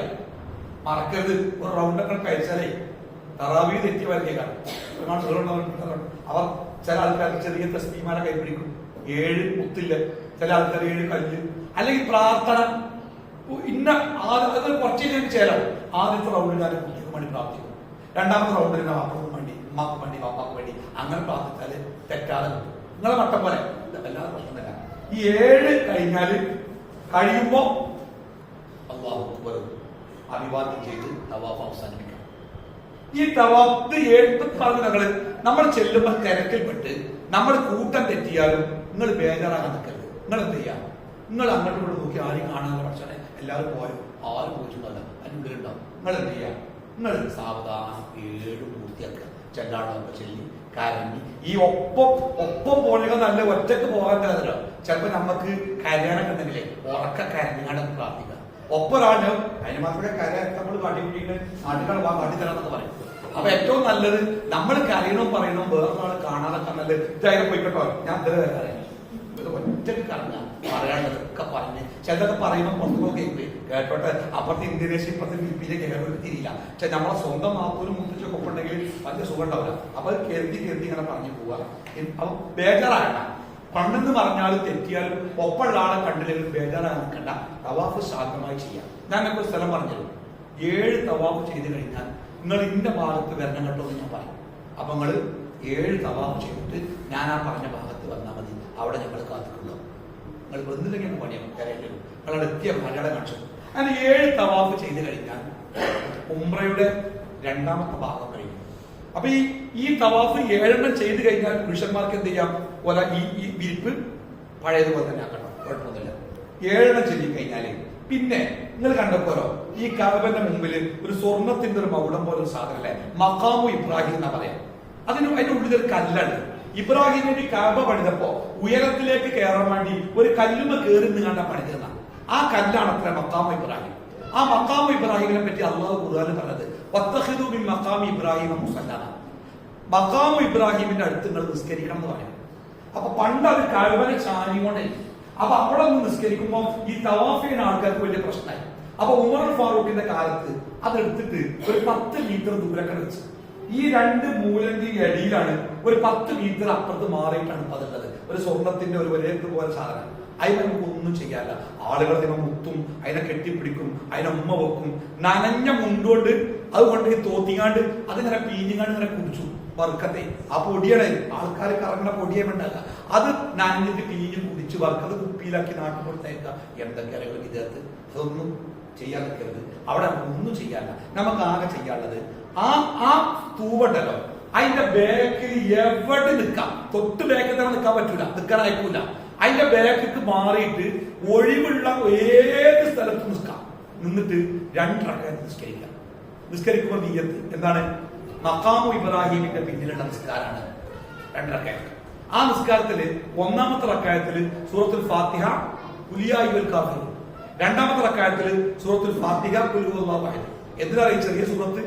വേഗം നിസ്കരിക്കാം. അങ്ങനെ ആൾക്കാർ ഇങ്ങനെ കാത്തിക്കാൻ നിസ്കരിക്കാനുള്ള സ്ഥലത്തിനെ. അപ്പൊ അവിടെ നിങ്ങൾ അൽബക്കറെ കോതിങ്ങാണ്ട് സുജൂദൊക്കെ നീണ്ട് ചെയ്ത് പ്രാർത്ഥിക്കാൻ നിൽക്കരുത്. വേഗം നിസ്കരിച്ചാൽ പറ്റും. കാരണം നമ്മൾ സുജൂദ് ചെയ്ത് വേറൊരാളെ ഊരമ്പലേക്കാരാം, നമ്മളെ ഊരമ്പ വേറൊരാൾ നിൽക്കുന്നുണ്ടാവും. അപ്പൊ വേഗം നിസ്കരിച്ചിട്ട് സമയം കിട്ടുകയാണെങ്കിൽ വേഗം കഅബന്റെ നേരെ കൈ ഉയർത്തി കഅബന്റെ പരിസരത്ത് പ്രാർത്ഥിക്കുമ്പോഴൊക്കെ റസൂല് കൈ ഉയർത്തി പ്രാർത്ഥിച്ചു. അതിങ്ങനെയല്ല, റസൂല് കൈ ഒന്നിച്ചിട്ട് കക്ഷത്തിന്റെ വെളുപ്പ് മറ്റൊരു കാണാം. നല്ല കൈ ഉയർത്തി പ്രാർത്ഥിക്കുക. പറ്റുകയാണെങ്കിൽ അവിടെ സമയം കിട്ടുകയാണെങ്കിൽ വേഗം നിസ്കരിച്ചിട്ട് കഅബന്റെ നേരെ കൈ ഉയർത്തിയിട്ട് പ്രധാനപ്പെട്ട പ്രാർത്ഥന പ്രാർത്ഥിക്കണമെങ്കിൽ പ്രാർത്ഥിക്കാം. പ്രാർത്ഥന കഴിഞ്ഞാൽ നിസ്കാരം കഴിഞ്ഞാൽ നമ്മുടെ ബാക്കിലേക്ക് അവിടെ ഞാൻ നിങ്ങൾക്ക് കാണിച്ചിരുന്ന സ്ഥലമുണ്ട്, നിങ്ങൾ അവിടെ എത്തേണ്ടി. പിന്നെ നമുക്ക് അവിടെ ചെയ്യാനുള്ള പണി എന്താ? നിങ്ങൾ സംസം വെള്ളം കുടിക്കുക. റസൂലുള്ളാഹിന്റെ സുന്നത്താണ്. അവിടെ വെച്ച് റസൂല് ധാരാളം സംസം, അവിടെയാണ് സംസം കണ്ടത്. അതിപ്പോ കാണൂല, അത് അണ്ടർ വേൾഡിലാണ്, നമ്മളതിന്റെ മേഖല. പക്ഷെ അവിടെ വെള്ളം ഇഷ്ടംപോലെ കിട്ടും. ഒരു ഭാഗത്ത് ചുവരിന്റെ ഭാഗത്ത് കണ്ടമാനം പൈപ്പുണ്ട്. അവിടുത്തെ പ്രത്യേകത എന്താ വെച്ചാൽ നാട്ടിൽ എന്ത് തണുപ്പാണെങ്കിലും പള്ളിൻ്റെ ഉള്ളിലെ AC-ക്കോ അവിടുത്തെ വെള്ളത്തിന്റെ തണുപ്പിലോ ഒരു കുറവുണ്ടാവില്ല. അപ്പൊ നമ്മൾ അല്ലെങ്കിൽ തണുത്ത് ബേജാറായി വരിക. ഈ കിട്ടുന്ന വെള്ളം 10 ബോട്ടിലുണ്ടെങ്കിൽ 9 ടാങ്കിലെ വെള്ളം തണുപ്പിക്കാനും ഒരൊറ്റ ടാങ്കും എഴുതിച്ചു എന്ത് തണുക്കാത്തത്. അപ്പൊ നമ്മൾ അത് തെരഞ്ഞു കണ്ടു. ഈ തണുപ്പ് കുടിച്ചാലും അപ്പൊ തന്നെ തൊണ്ട സൈഡാവും. ചില ആൾക്കാർക്ക് കുഴപ്പമില്ല, ചൂടാ. ചുടുവെള്ളം അപൂർവമായി കിട്ടിയേക്കാം. അവിടെ നമുക്ക് നമ്മൾ ഈ നിൽക്കുന്ന ഭാഗത്ത് ഈ പ്ലാസ്റ്റിക്കിന്റെ ചുവന്ന ബോട്ടിലുകൾ ഉണ്ടാകും, അതിലിങ്ങനെ കൊടുന്നൊക്കെയാണ്. അപ്പൊ അതിന് തണുപ്പില്ലാത്ത വയറ് മൊബൈൽ രീതി പറഞ്ഞ ബോട്ടിലുണ്ടാവും തണുക്കാത്തത്. അത് വാങ്ങിയാണ്ട് ഇഷ്ടംപോലെ കുടിക്കാം. പക്ഷെ തോരെ കുടിച്ചാൽ ചില ആൾക്ക് അപ്പം മൂത്രയ്ക്കണൊക്കെ ഓട്ടോഷത്ത് പോകണം, കുറെ ദൂരം പോകണം, പോയായിട്ട് എത്തൂല. അതുകൊണ്ട് കുറച്ച് കുടിക്കുക, ബാക്കിയൊക്കെ പിന്നെ കുടിക്കാം. അങ്ങനെ ആ സംസം വെള്ളം കുടിച്ചു കഴിഞ്ഞാൽ അപ്പോൾ നമ്മൾ 33 ആൾക്കാർ അവിടെ കൂട്ടോ ഉള്ള സൗകര്യത്തിന് 30 കൂടിയിട്ട് പിന്നെ നമ്മൾ പതുക്കെ ഇങ്ങനെ ഒരു ചെറിയ കയറ്റം കയറിയിട്ട് സൊഫയിലേക്ക് നടക്കുക. സൊഫ ഇന്നത് കുന്നൊന്നുമില്ല, ഒരു പാറന്റെ ഒരു സിംബോളിക്കായിട്ട് ഒരു പാറ മാത്രമേ ഉള്ളൂ. അങ്ങോട്ട് ഇങ്ങനെ കയറി പോകുമ്പോൾ പ്രവാചകൻ ഖുർആനിലെ ഒരു ആയത്ത് തോന്നി. ഏതായത്ത്? ഇന്ന സഫാ വൽ മർവത മിൻ ശഅഇരില്ലാ. അത്ര ചെല്ലിയാലും മതി. ഇനി വേണമെങ്കിൽ ആയത്ത് മുഴുവനും ഓതാ. ഇന്ന സഫാ വൽ മർവത മിൻ ശഅഇരില്ലാ വമൻ ഹജ്ജ ബി അത്തമറ ഫലാ ജുനാഹ അലൈഹി അൻ യതവഫ ബിഹിമാ വമൻ തതവ്വ ഖൈറൻ ഫഇന്നല്ലാഹ ശാകിറുൻ അലീം. അത് മുഴുവൻ അവിടെ ഇങ്ങനെ ഒരു ബോർഡുമ്മ കാലിഗ്രാഫിയിൽ എഴുതി വെച്ചിട്ട് മാണെങ്കിൽ നോക്കി വായിച്ചാൽ മതി. അല്ലെങ്കിൽ അതൊക്കെ പുസ്തകത്തിൽ അല്ലെങ്കിൽ എന്ത് മതി?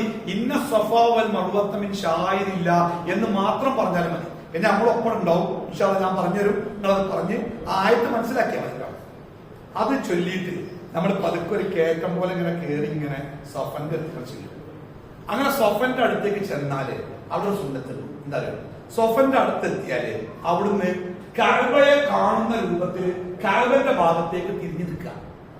ആ കുന്നുമെന്ന് എന്നിട്ട് കൈ ഉയർത്തിയിട്ട് അവിടെ റസൂലുള്ളാഹി പ്രാർത്ഥിച്ച പ്രാർത്ഥന ഒന്ന്, ലാ ഇലാഹ ഇല്ലല്ലാഹു വഹ്ദഹു ലാ ശരീക ലഹു ലഹുൽ മുൽക്കു വലഹുൽ ഹംദു വഹുവ അലാ കുല്ലി ഷൈഇൻ ഖദീർ. നമുക്ക് എല്ലാവർക്കും പറയുന്ന ഒരു പ്രാർത്ഥന.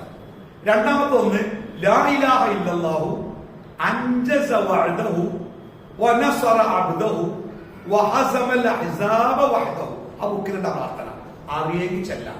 ഒരു നിർബന്ധമല്ല, ആരും ചെല്ലില്ല. നമ്മൾ ഈ മലയാളികള് സുന്നത്തനുസരിച്ച് ചെയ്യണമെന്ന് വാശിയിൽ ഒരാൾ ചെയ്യണേ, അല്ലാത്തവരങ്ങോട്ട് പോരാ.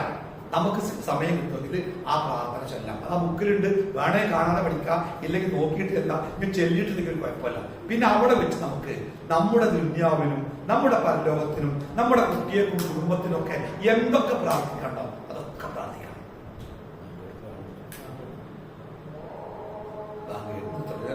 പത്തിനുള്ളത് ഡെമോൺസ്ട്രേഷൻ.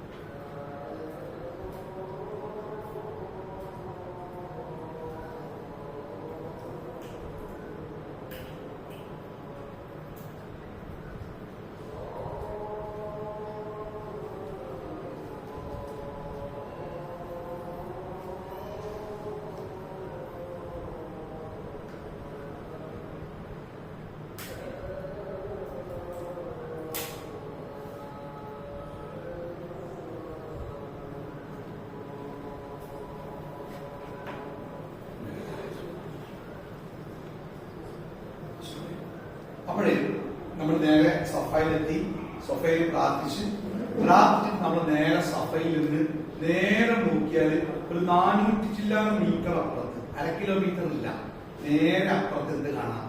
മറുവ കാണാം.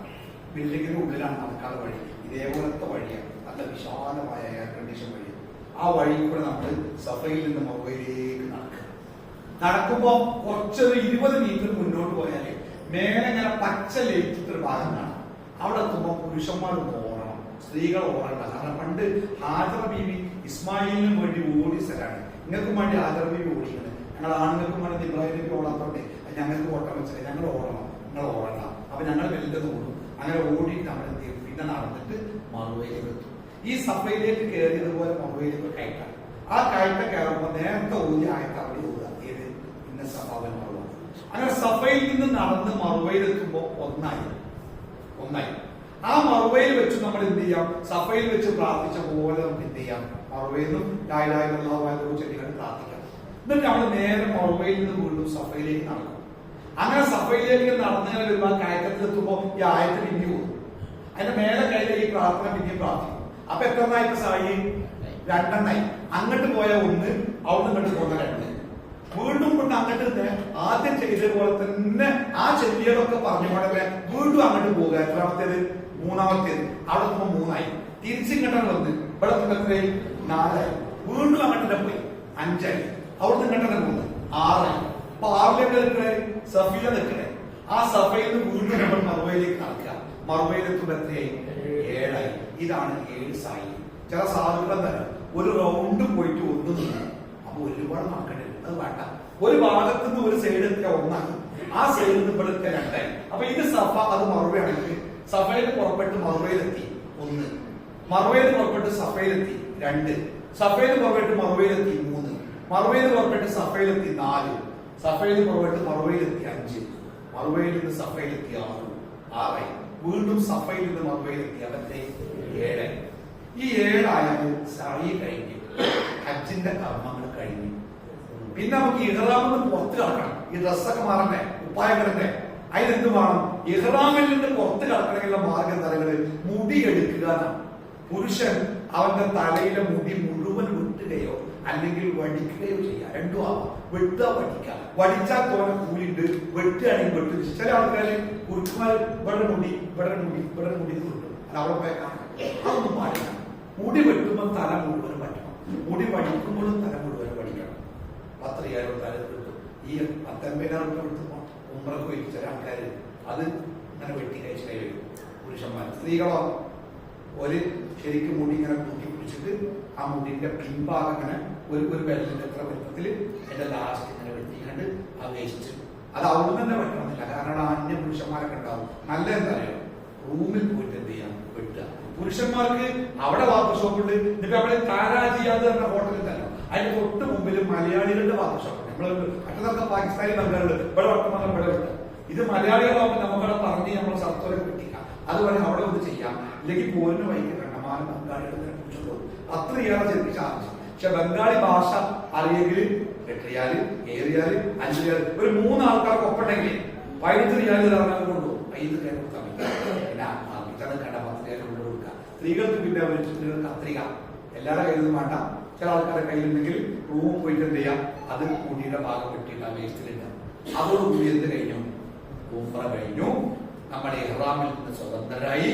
നമുക്ക് ഏത് ഡ്രസ്സും ആവാം, പെർഫ്യൂം ആവാം, പാചകം എല്ലാം ഹലാലായി, ക്ലിയർ. പിന്നെ പിറ്റേന്ന് മുതൽ നമ്മൾ തവാഫിന് പോകരുത്. അതിന്റെ ഡ്രസ്സ് മാറൊന്നും വേണ്ട, സാധാരണ ഡ്രസ്സ് പോയി തവാഫ് ചെയ്യാം. അവിടെ ഇഹ്റാമിന്റെ ഡ്രസ്സ് സാധാരണ പോലെ. അപ്പൊ നമ്മൾ എന്തൊക്കെ പഠിച്ചത്? ഇഹ്റാം എങ്ങനെയാണ് പഠിച്ചു, തവാഫ് എങ്ങനെയാണ് പഠിച്ചു, സഅയ് എങ്ങനെയാണ്. ഈ 3 കാര്യങ്ങൾ ശരിക്കും പഠിക്കണം. ഇനി നമ്മളെ ഗ്രൂപ്പിൽ സംശയങ്ങൾ ചോദിച്ചുകൊണ്ട് ഞാൻ പറഞ്ഞത്, ഇത് നമ്മൾ മക്കത്ത് എന്നിട്ട് ഇത് ക്ലാസ് ഒക്കെ നേരം പറഞ്ഞേ നമ്മൾ 3-4 മണിക്ക് എത്തുക, രാവിലെ 6-7 മണിക്ക് ഇറങ്ങണം. അതിന്റെ ഇടയ്ക്ക് നമുക്ക് ചിലപ്പോൾ ക്ലാസ് എടുക്കാൻ സമയം കിട്ടില്ല. ബാക്കിയുള്ള കാര്യങ്ങളൊക്കെ പിന്നെ എന്താ മക്കത്ത് പറഞ്ഞിട്ടുള്ളത്, എന്തൊക്കെയാ കാണുക, എവിടേക്കാ പോവുക, അതൊക്കെ ഞാൻ അപ്പ പറഞ്ഞേക്കും. അത് ബേജാറാണ്ട, അത് ഉസ്താദ് പറഞ്ഞില്ലല്ലോ, നമ്മളുണ്ടാവും. ഈ ആദ്യത്തെ ഉംറ ഉണ്ടല്ലോ, അത് ചക്കയായി പോകാതെ കാര്യം അത് നിങ്ങൾ ശരിക്ക് പഠിച്ചിട്ടാണ് കേട്ടോ. അപ്പൊ ഉംറയുടെ കാര്യം പിന്നെ അത് പോകുമ്പോൾ ശ്രദ്ധിക്കേണ്ട കാര്യങ്ങൾ, നിങ്ങളുടെ പാസ്പോർട്ട് രേഖകളൊക്കെ നിങ്ങളുടെ കയ്യിലില്ല, അതൊക്കെ എയർപോർട്ടിൽ നിന്ന് കിട്ടുക. മാത്രമല്ല നിങ്ങളുടെ ബാഗ്, നിങ്ങൾ ഏറ്റവും നല്ലത് പറയുന്നത് ഇവിടുന്ന് തന്ന ഈ ബാഗ് എടുക്കുകയാണെങ്കിൽ എയർപോർട്ടിലൊക്കെ ഒരു ബാഗ് നമ്മൾ ഗുഡോപ്പിലാറ് ബാഗാണല്ലോ, നമുക്ക് അവിടെ ഫോട്ടോ ഉണ്ടാവും.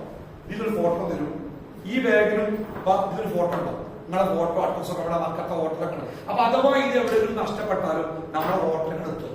മാത്രമല്ല എയർപോർട്ടിലൊക്കെ നമ്മൾ അത് നമ്മളെ ബന്ധപ്പെട്ടാലും ബാഗാണല്ലോ നമുക്കറിയാം. നമ്മൾ ആരെങ്കിലും പ്രൈവറ്റ് ആയിട്ട് വേറെ ലഗേജോ ബാഗോ കൈ പിടിക്കുകയാണെങ്കിൽ അതിന്റെ പേരും അഡ്രസ്സും ശരിക്കും എഴുതിക്കൊള്ളു. കാരണം അത് വേറെ എന്തൊക്കെയാണല്ലോ ആ പെട്ടിന്റെ പെട്ടിയാണ്. ഇതിപ്പോ ഈ ബാഗ് ആ ബെൽറ്റ് കൂടെ വരുമ്പോ നമുക്ക് എല്ലാവർക്കും അറിയാം, ആർക്കും അറിയില്ലെങ്കിലും നമ്മുടെ 33 ഒരാളെ ബാഗാന്നറിയാം. ഇവിടെ നിങ്ങളെ ഇടാവുന്ന ഫോട്ടോയും കാർഡും ഉണ്ടാവും, അത് എയർപോർട്ടിൽ തരും. അതേപോലെ ഇതിൽ ഇടാവുന്ന ഫോട്ടോയും കാർഡും ഉണ്ടാവും. അതിൽ മക്കത്തെ ഹോട്ടലിന്റെ അഡ്രസ്സ്, മദീനത്തെ ഹോട്ടലിന്റെ അഡ്രസ്സ്, ഫോൺ നമ്പർ, അതൊക്കെ ഉണ്ടാവും, റെഡി ഉണ്ടാവും കേട്ടോ. മാത്രല്ല പിന്നെ നമ്മളെ കഴുത്തിൽ മാലയായിട്ട് കാലിക്കാക്ക മാലയൊക്കെ നമ്മൾ വിചാരിച്ചോ 2.5 പവൻ മാല ഉണ്ടാവുന്നു, ആ ഒരു ഇതാണ് ബാഡ് അതിനുണ്ടാവും ഫോട്ടോ. അപ്പൊ നമ്മള് വിശാലമാണ്.